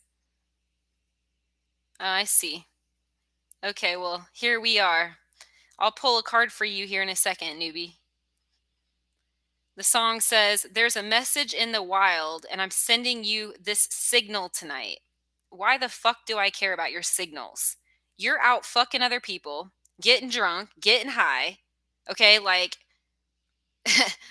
why would I fucking care about your signals? Twin, why would I give a shit about your stupid motherfucking signals? I mean, honestly, like, get real. I don't want you until you sober up, until you're real. That means no pussies, no fucking other dicks, none of that shit. She says, you don't know how desperate I've become. How desperate? You say you're desperate, but you're still holding on to other people. You're still fucking, you're still holding on to people. You're still getting high. You're still lying through your fucking teeth about small stuff, big stuff, you fucking name it. You're still, okay, come on. Well, I'm glad you like my channel. Like I said, I'll pull a card for you here in just a second. She says, you don't know how desperate I've become, and it looks like I'm losing this fight. That's all you fucking care about is the challenge. Let's fucking face it. All you give a shit about is the challenge. You don't give a shit. You have no mercy for my fucking heart or my soul. All you care about is a little challenge, what you can get, the little high, the little, high you can get in your panties. That's all you fucking care about is the adrenaline rush. That's it. Yeah, this is a song. In your world, I have no meaning. Fuck that shit. Don't project your shit onto me. You know you mean everything to me, but I don't mean jack shit to you. You know you mean everything to me. And I've shown you through my actions while you spit all over me. No more. I'm fucking done. Don't project your shit onto me by saying, in your world, I have no meaning. She says, though I'm trying hard to understand. Well, maybe if you look at your fucking actions, you would understand why the fuck I'm leaving. Okay, maybe you could look at your actual actions. She says, I'm trying hard to understand. Maybe if you'd sober up and cut off the bitches in your life and all the unhealthy karmics, because they had no business in our life and no business between your legs either. She says, I'm trying hard to understand. Well, you can't when you're fucking high and you're using relationships as a drug and sex and all this other fucking shit. So get your ass sober. It's the first step, which requires humility, which you're not fucking humble. I'd like. So she says, though I'm trying hard to understand and it's my heart that's breaking. Good. Maybe you need to feel some fucking pain so you can take some action. Actually, some pain can catalyze you into actually some growth. She says, down this long distance line tonight, but I ain't missing you at all. Since you've been gone away, I ain't missing you. All this denial. And then the song says, and there's a message that I'm sending out like a telegraph to your soul. This is beautiful, but your words at this point mean jack fucking shit to me. Twin, your words mean nothing to me. By themselves. Just your words are empty, hollow. There's nothing there. There's no fucking weight. It's like a smoke ball, like a like a white screen, a projection. That's all. Clouds, smoke screen. That's what I meant to say. Smoke screen. She says, and if I can bridge this distance, well, it starts with your actions. How many times do I have to tell you? Get your fucking ass sober. Cut your fucking karmics off. Cut everybody off in your life that does drugs, alcohol, fucking lying, all that shit. Show me that you're mature. Show me who you are. Because right now, who you're showing me, I don't want to be a part of that shit. Because I don't deserve to be walked on. I deserve better. I deserve to be treated with respect. The same respect that I give. So she says, this is the whole thing repeats. It says, and there's a storm that's raging through my frozen heart tonight, and I ain't missing you at all, the denial. Since you've been gone, I ain't missing you, no matter what my friends say. Oh, that's your friends that you've totally fucking turned against me. That too. Family, you've turned the whole fucking family against me too. Are you happy? Are you happy? Yeah? Do you feel better? Smearing me, smearing my name, smearing me. Do you fucking feel better? Who was fucking there for you when you were ill? Who was there for you every single day? All the times that you were sick. Who was there for you? Were you there for me when I was sick with COVID, when I almost died, literally? Were you there both times? No, you weren't there the whole 12 fucking weeks I was sick, both times. Fuck no. Selfish. So the song says, I'm okay. You're in such fucking denial. I would love to see your ass sober up. I would love to see you cut all your fucking karmics off. I dare you to cut your little fucking posse off. Okay? Your posse that's not healthy. Okay? Your little your world of illusion. That's what it is. Drugs, sex, alcohol, karmics. You had something real. You had something real in front of your face. Now you just have a fucking bag of shit. That's what you have in your pants, a bag of shit. She says, I'm okay. I'm doing fine here from day to day. You're not living.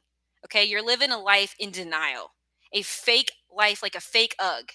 Not a real Ugg, but a fake Ugg. She goes, I ain't missing you. And then the last line to this is, I can lie to myself. Yeah, why don't you sober up? That's what I'm going to say. If you ever want a chance with me ever again, you're going to need to be completely sober. I'm not dealing with no bitches on the fucking side. Zero. And if I ever catch you with another bitch again, I will cut your fucking ass off completely and never look back. Period. Grow the fuck up. Kick, boom, like the boot. All right, I'm done. You guys resonate with that shit? Resonate? How many of you guys are resonating? You're like, damn, I felt that. Yeah, Verma just says, oh my gosh, that seems real. It is real. What do you mean it seems real? That's the truth.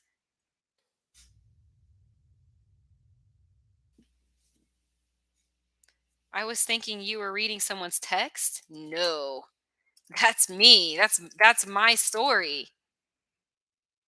That's a song lyric that my twin was theoretically, like spiritually, like telepathically. That's what I was trying to say. Telepathically sending to me, and that was my response to what she was saying across the wires, across the lines. That was my response. Does that make sense? Do you understand?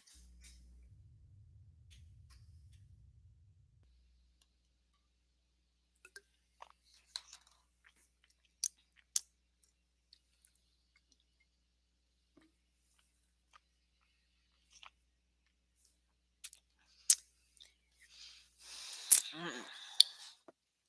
Right? Did you hear what I shared?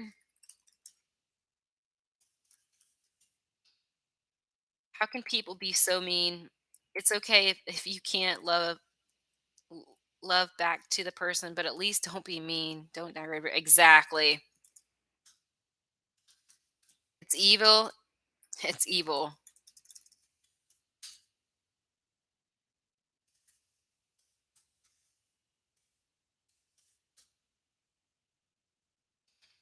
Just keep on.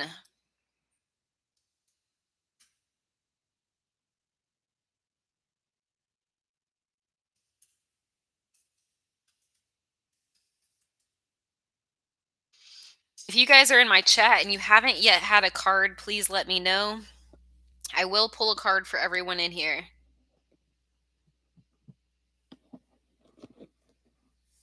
I think we need some Bible verses. All right, you guys. I'm gonna start with light. I'm gonna read a Bible verse. I'm gonna stop my finger where it's supposed to stop. What's your sign, Emily?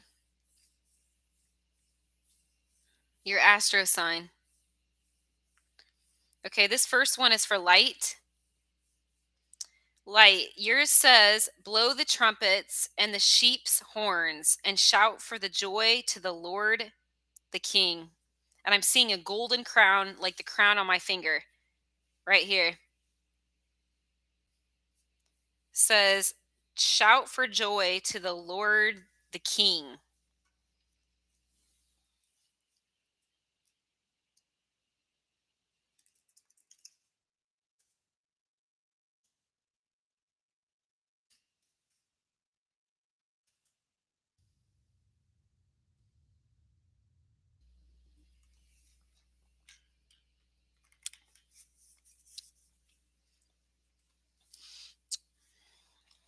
Okay, this next one is going to be for Verma. Verma, what do you need to know?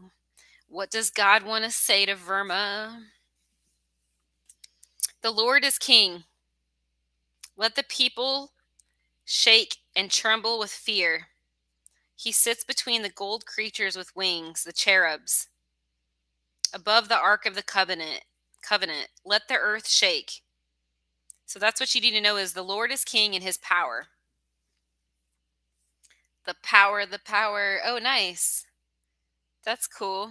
All right, what do you want to know, Emily? Ask me a question. Don't forget to like my vid for the time that I'm donating.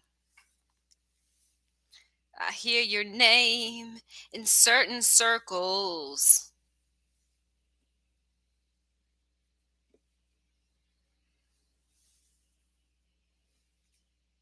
Shake it off, God. Yeah, that's funny.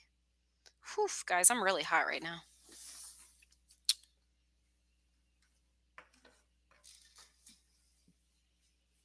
Anything good happening in October, I guess? Where do you live? What's your location?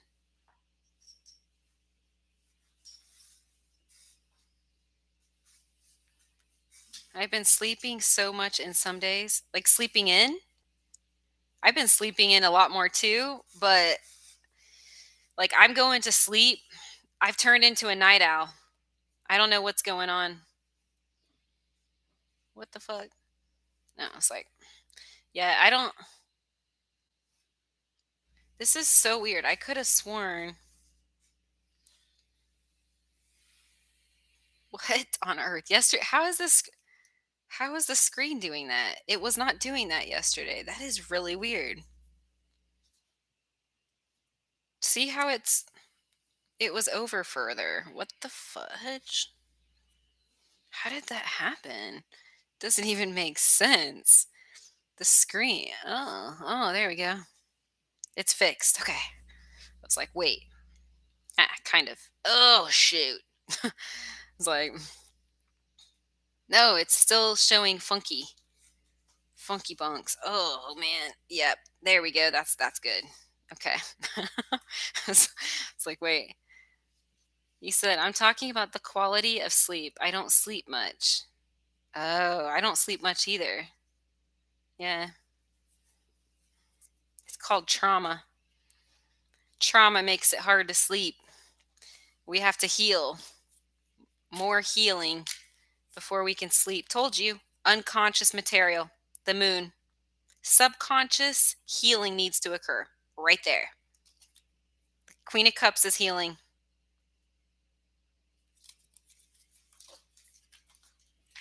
Yeah, you can ask me a question. What's coming? I got the God card for you.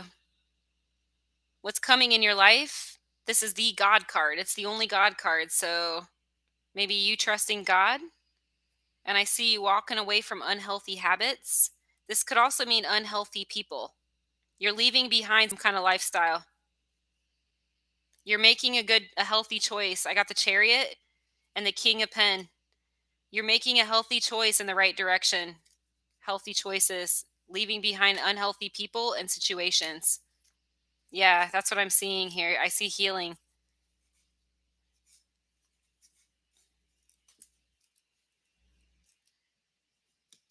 Also, you're not confident in yourself. You need to have more confidence. There's a lack of confidence and self-trust that I'm seeing with you. You said you're right. Yeah. Where do you think it comes from?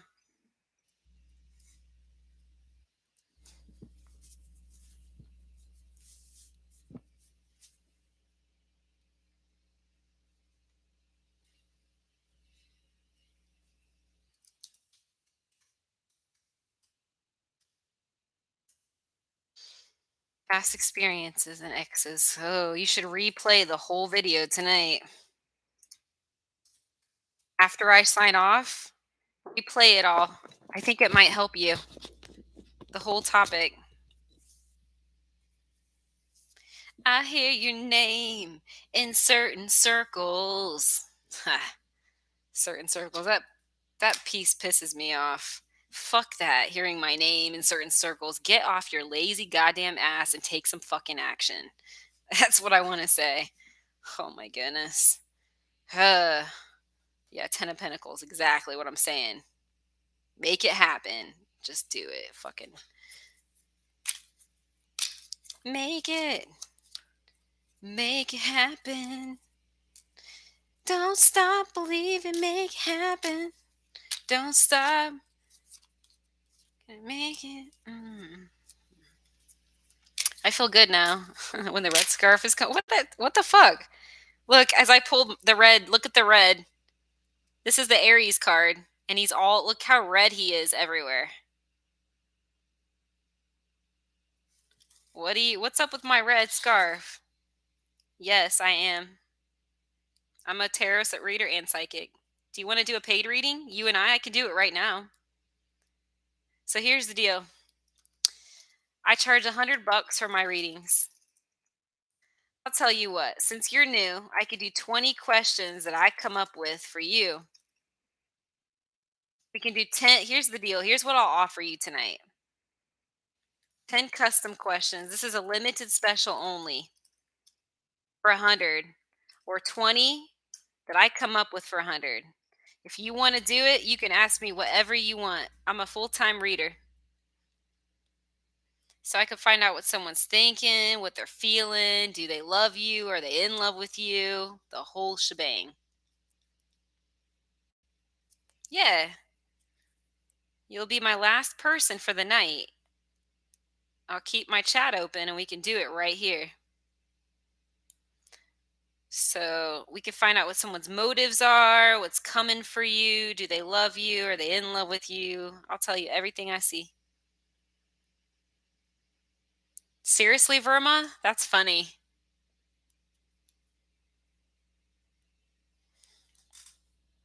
What's up? What's your problem with my red scarf?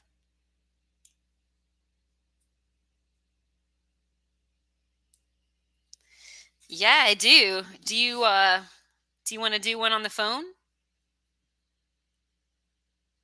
I could video you tonight. I don't usually do a video on my unless it's like a $200 or up. I usually do that with my $200 or $500 readings.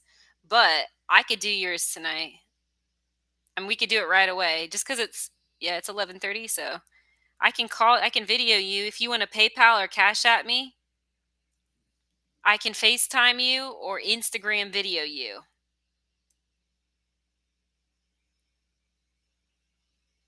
You said things are moving here weirdly. Verma, don't focus on that stuff. That's satanic. You know what I'm saying? Focus on God. Shift your focus. That's all dark shit, okay? You know what I'm saying?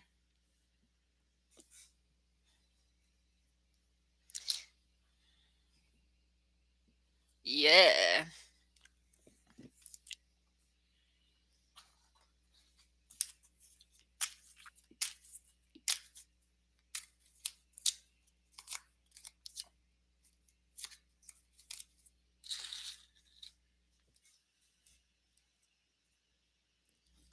Something binded to the what? I love it, Verma. Like I love, love, love it.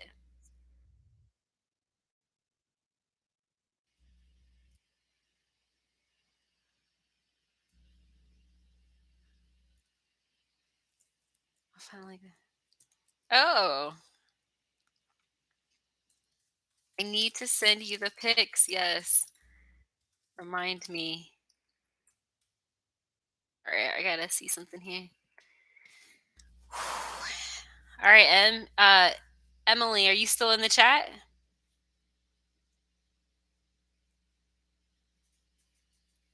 You said, "Yeah, I know. I love you. You love it. I do for sure."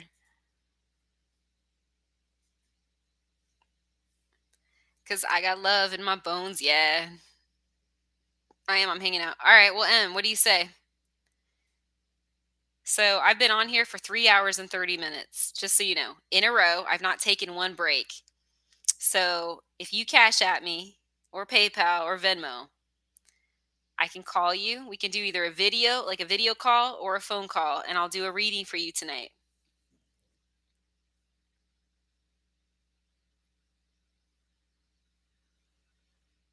Thank you, God, for blessing us, every single person in this chat room. We are so beautiful. Yes, so beautiful. I love it. I love it. I love it. I hear your voice on the line. It always makes me smile. I spend my time thinking about you. Don't just fucking think. That's what drives me crazy. Guys, don't be just thinking. Actually take action. Otherwise, people don't know you fucking love them. They don't know how you feel about them if you can't even show it. Like, do you know how selfish that is?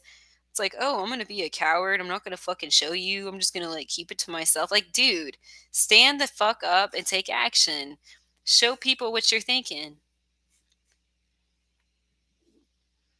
What do you do for work? How long will it take? I'm the fastest reader, the fastest international reader. I'm 10 seconds per question. So I'm going to tell you what. You tell me how many minutes you want to be on the phone, knowing I'm 10 seconds a question. I'm willing to do up to 20 minutes with you. I don't normally do that. Now, if you don't want to do 20 and you want to have to do 10 minutes, we can do 10 minutes because I'm 10 seconds a question. So 10 minutes, you're going to get plenty of questions in that time. But you could just tell me the time that you want to be on, and I'll be sure we're off by that time so you could be in bed. How does that sound?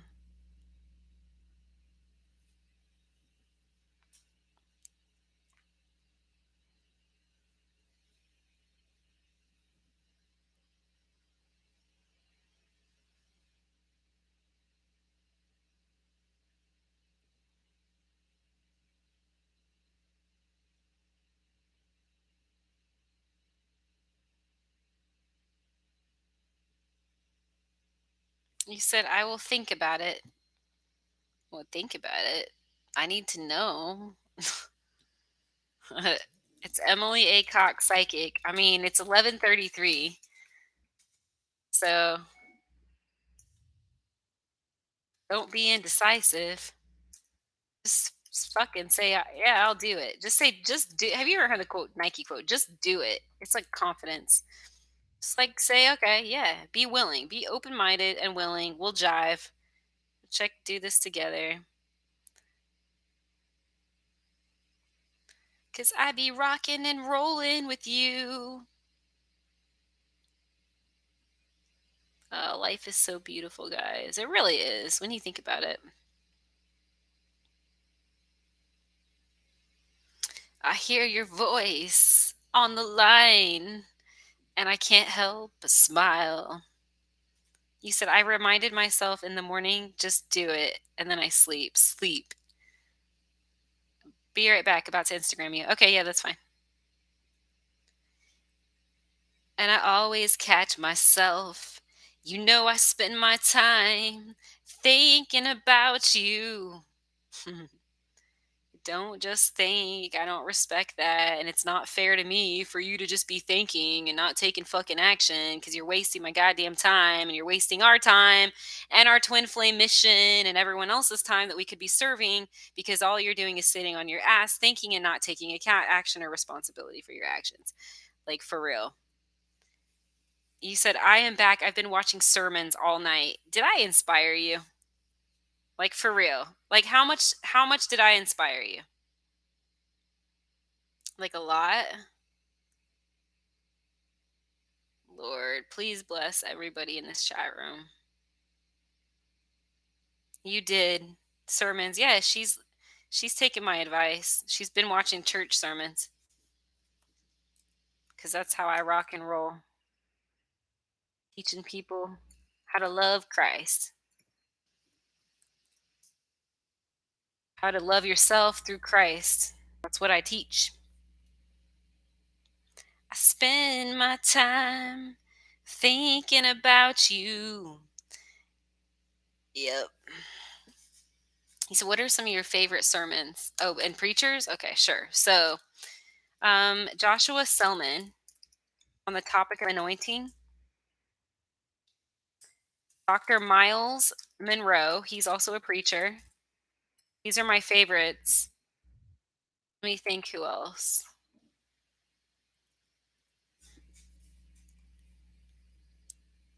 There's a guy named Clarence. Let me get his last name. Here we go. Clarence McClendon and Reverend Ike. Definitely my faves.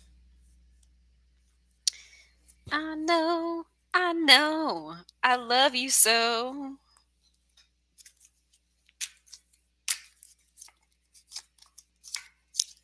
All right, dear God, what do you want me to know right now?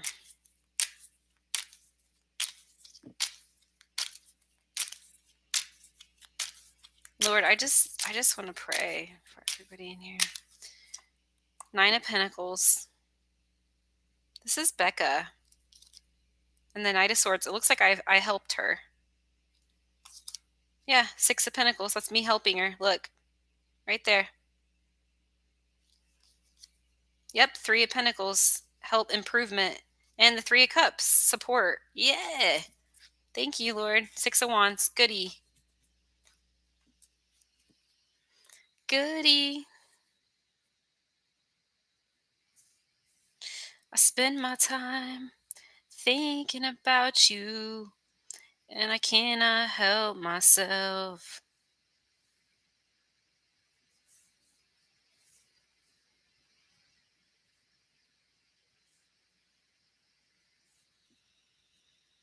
Oh, shoot. What did I do with this one? Man.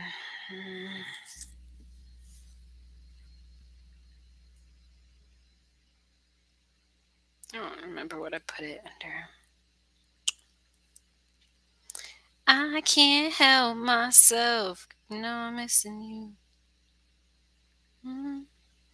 I can't stop missing you.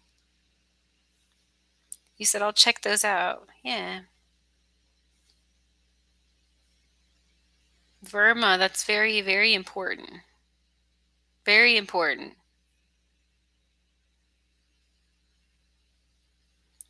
I can't stop loving you, no matter what I say or do. You know I can't stop. Guys, I'm about to go. Let's see. Did this girl message me? Whoever, just Emily. Did Emily? I don't know if you're still in the chat. This girl named Emily. She's kind of dodging, dude. I don't know. Some new person in my chat.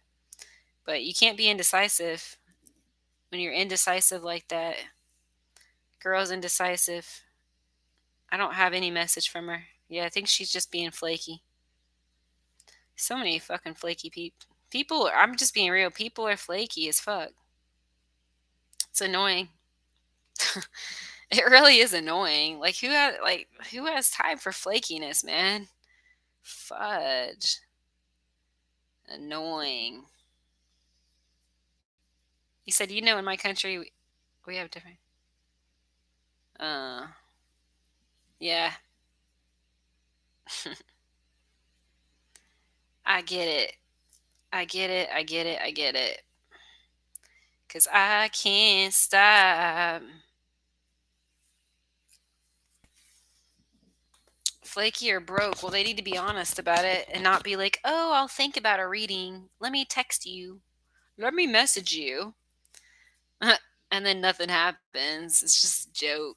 It's a joke. I joke. You have the same energy. Yo, Kelly, there's a little bit of insecurity in your vibe. What are you not trusting about yourself? There's a little bit of lack of confidence in something.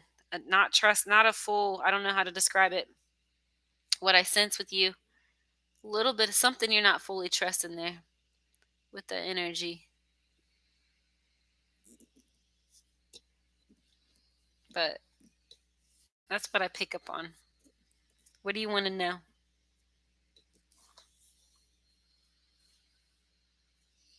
What's your question? I can't stop loving you. My relationship. Yep. There's a lack of confidence. Let me pull a card on that relationship. What's your sign and what's their sign?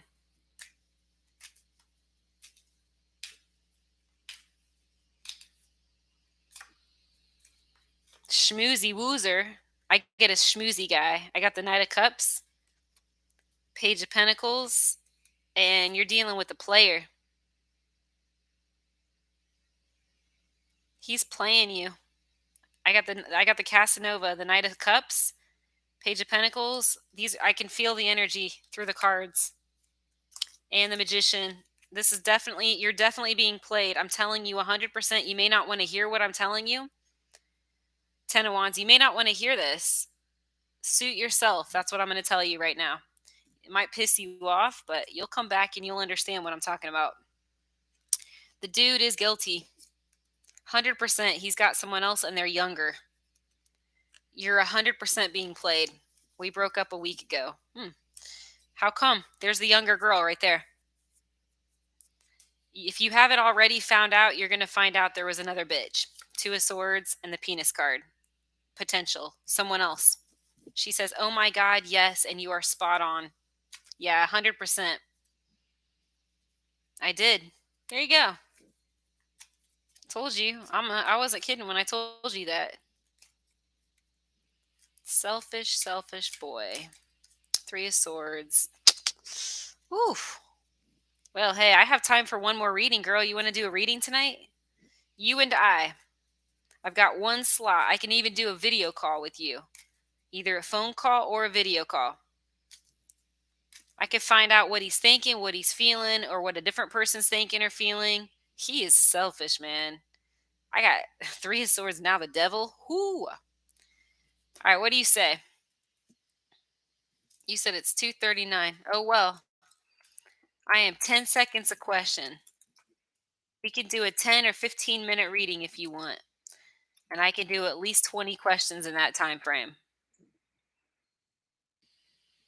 I'm getting a lot of selfishness on this guy. Oh my. Like lions, tigers, and bears. Oh.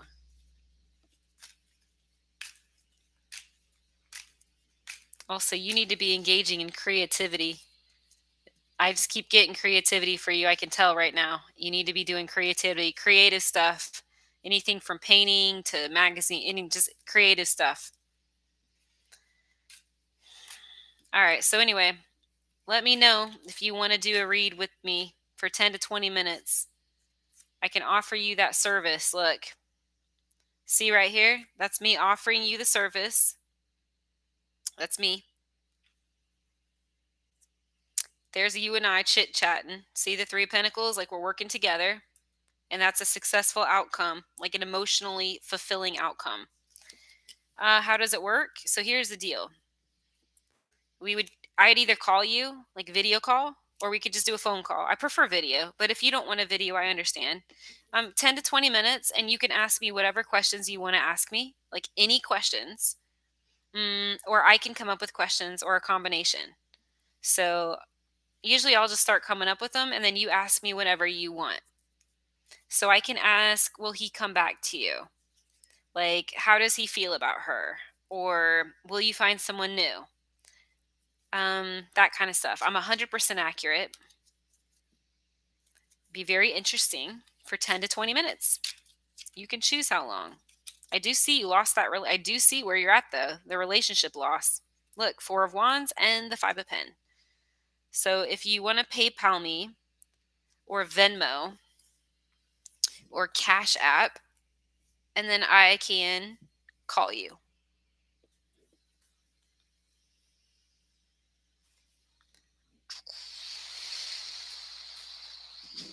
Very informative.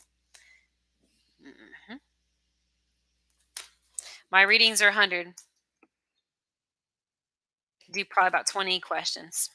I usually do 10 for that price, but you're new. I can hook you up. 20 questions tonight, at least. Yep, that's what I can offer. Because I got love in my bones, yeah. I got love in my soul. I do, I do, I do. I've got questions. You kidding? Girl, you just think of a few. I'll take care of all the rest. You won't even have to think. Look, that's how I roll. Ace of Swords.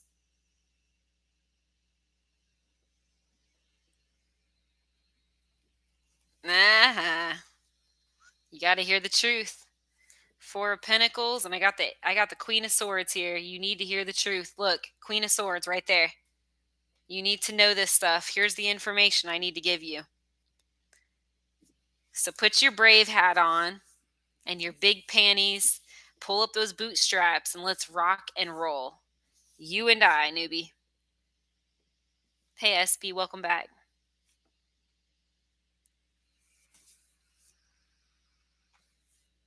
Because I got love in my bones. I got love in my body, yeah. I got love in my soul.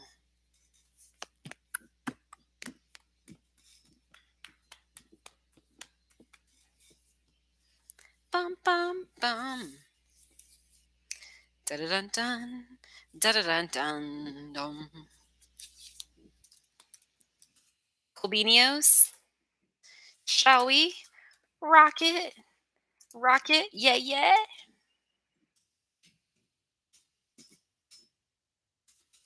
Yeah, yeah, yeah. Let's do this. Don't be scared. Because I know. SB, your aura is light blue and yellow. KAI, yours is green and yellow. Yes, that works too. Yeah. I got love in my bones. You sure you don't want to do 20 minutes? I could get, for 100, I can get at least 20 questions in. That's a lot. That is a deal.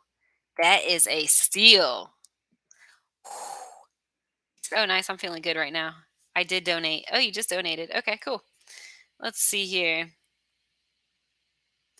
All right, Sarah. What do you want to know? What you want to know?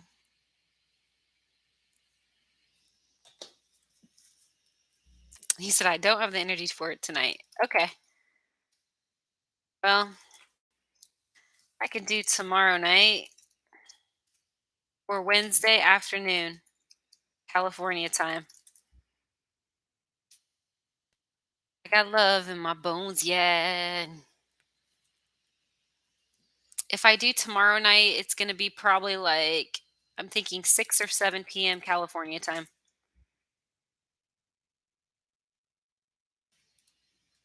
Wow, you're East Coast. Okay. Yeah. Does tomorrow night work? Maybe come up with some questions. If you don't have any questions, though, like I said, don't worry about it.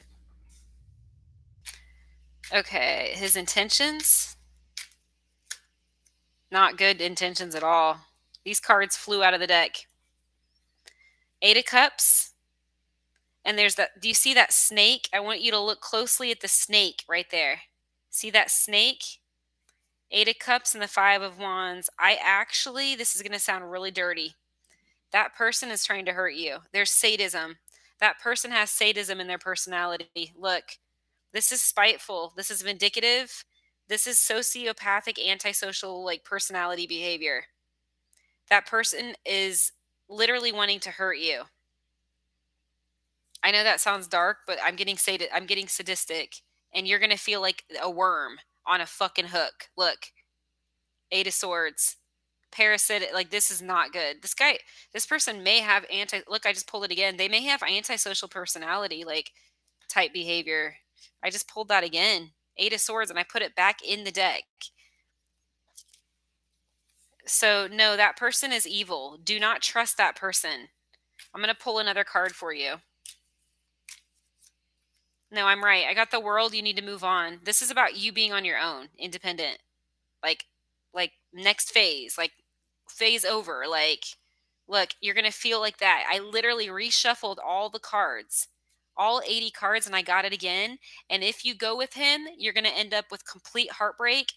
I'm actually feeling like STD type stuff if you continue down that road. Do not continue with this man. I'm warning you right now. There's something really black and really dark about him. That is what I'm seeing. Don't go there. Yeah, 7 of Wands. This guy's he's actually dangerous. 7 of Swords. This guy's a liar. This is a dubious thief, a liar. He's actually dangerous. So this guy's putting on a good show. This guy would fuck you over. I think we're literally dealing with antisocial person. I just pulled that again.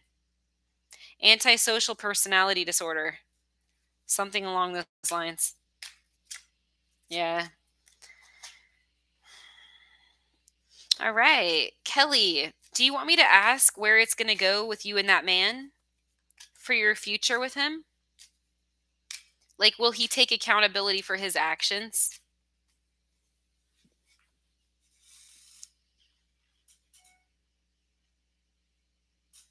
You said, dang, geez. Okay, thank you. Yeah, yeah. Yeah, do you have a picture of him, SB? A photo you can send me?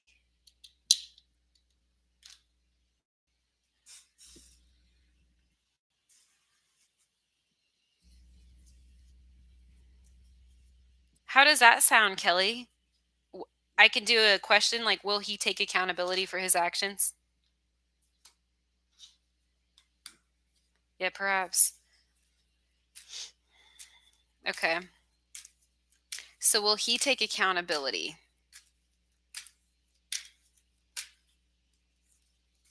Right now, he's entertaining you both. I see inaction, like he's not going to take accountability. The 2 of Pentacles is a juggling, and it's still in a lack of accountability. He's still in the woo-woo phase. Like the woo-woo phase. He's still in that. Look, 5 of Swords is a clear no, not right now. It's an 80% no for right now.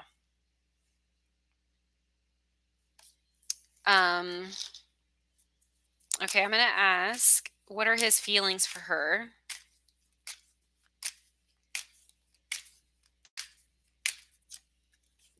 Well, he's definitely using her. I'm getting that he's using her for sex. Yeah, 7 of Wands to meet his needs. This is very, very selfish. This is opportunistic, if you look at the card. And he's definitely using her. This feels very, very sexual, actually. And the Tower, it feels really unhealthy attachment, and it's very it's physical. Very physical. I'm gonna ask, yeah, 10 of Swords. He's just using her. I'm going to ask this is a bonus question. I'm going to ask, what are his feelings for you? Yeah, see, he's using her for sex. Oh my gosh. Okay. His feelings for you? Passion and vindictive, meanness. He has no empathy. There's no remorse. Right now, he's completely caught up in lust. He's acting like an 18-year-old. Completely caught up in, look, 7 of Swords. This is cheating, lying, deception. He's running off. He's not taking accountability. And he's literally, this is a shyster. This is a shady person that's using somebody for their own needs. Like, completely, look, 7 of Wands again, the same sequence. There she is. So that's what I'm getting. I get he's passionate about you. But 3 of Swords, there's no love here. There's literally no love. This man is like empty. Like he's like completely disconnected from his soul. That's what I'm seeing. Seven of Swords. I have 80 cards I just reshuffled and it came out again. Where do you live, by the way? I think you told me, but oh, maybe you didn't tell me. What's your location? Yeah, look, he uses people. Ace of Pen. That's what he's doing. Miami. Oh, okay. Look, Nine of Swords. He's immature. Queen of Swords. Getting his needs met. Six of Cups. Empress. Yeah, it feels very sexual to me. But he's definitely, I feel like he's playing. He's being inauthentic. I got the Moon, which is inauthenticity. It's duplicity. Like, yeah, so he's inauthentic and he's really fake. I get this very plastic feeling. And I do get that you are real, but he can't even see it. He's nowhere at all to look. Five of Pentacles. He cannot recognize your worth. Like there's literally no recognizing your beauty and your worth or hers. But do you know what I'm saying? How long were you with this man? Look, the guy is a fucking user. Ace of Wands. Like this is a penis. This is the penis card, and I got the Moon again. Like he's literally just using people, and I think he might have a sex addiction. This is sexual acting out.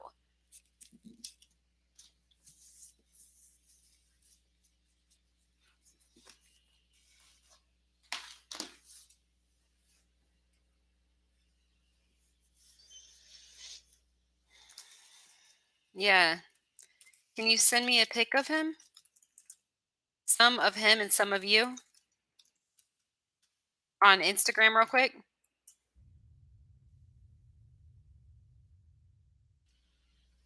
Cause I got love in my bones.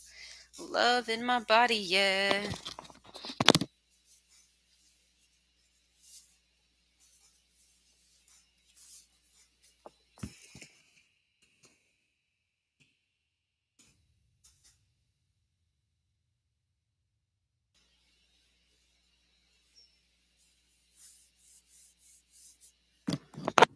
Gosh, that light behind me is so freaking bright. It's so bright and harsh. The light. Vusra, I got the world for you. Looks like you're 100% on track, Vus. This is an awesome card. The world, like look, Ace of Pen, you've got blessings coming your way. It feels like monetary. Queen of Cups, it's going to make you super fulfilled, Vusra. I get monetary, physical. Yeah, it's coins, it's money.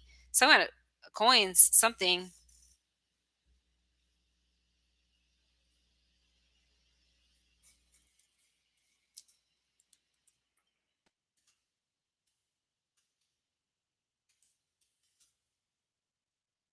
My friend Tiara follows you. Oh, that's hilarious. Wait, is that how you heard about me? Yes, Yusra. It's good. Let me see some pics, Ellie, of that person.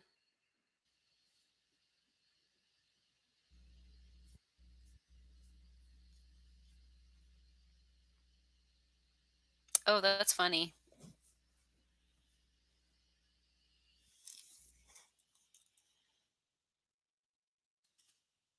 All right, well, I'm gonna bounce, but IG me. We can do a read tomorrow night.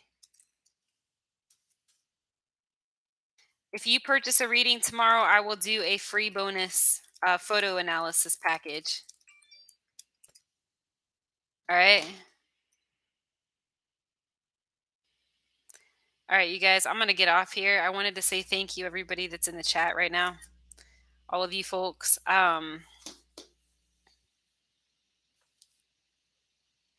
Yeah, I'll look at it. I'll look at it tomorrow. Do you want to do a reading tomorrow night? We could do, like I said, a video call reading or a phone call. I don't care either one.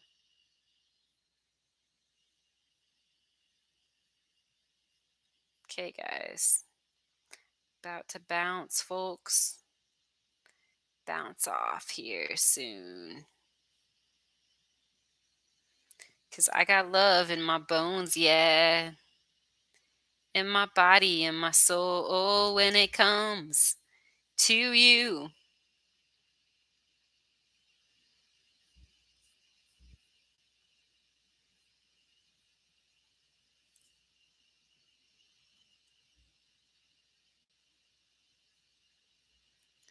That Instagram thing you sent me, it doesn't load.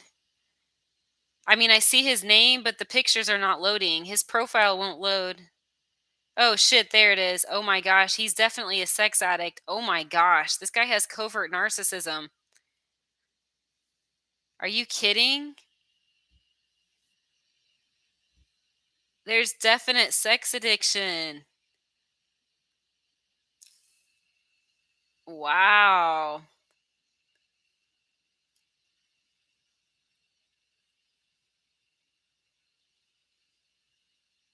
Interesting, interesting. Which one are you?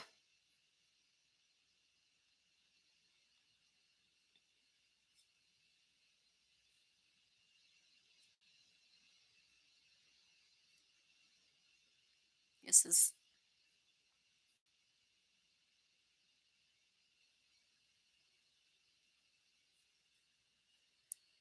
you said in the first pick. Okay. Yeah, yeah. Okay, so this, wow, yeah. There's a sexual thing. He's highly, highly sexual. You said cheeseburger in paradise. Oh, that's funny.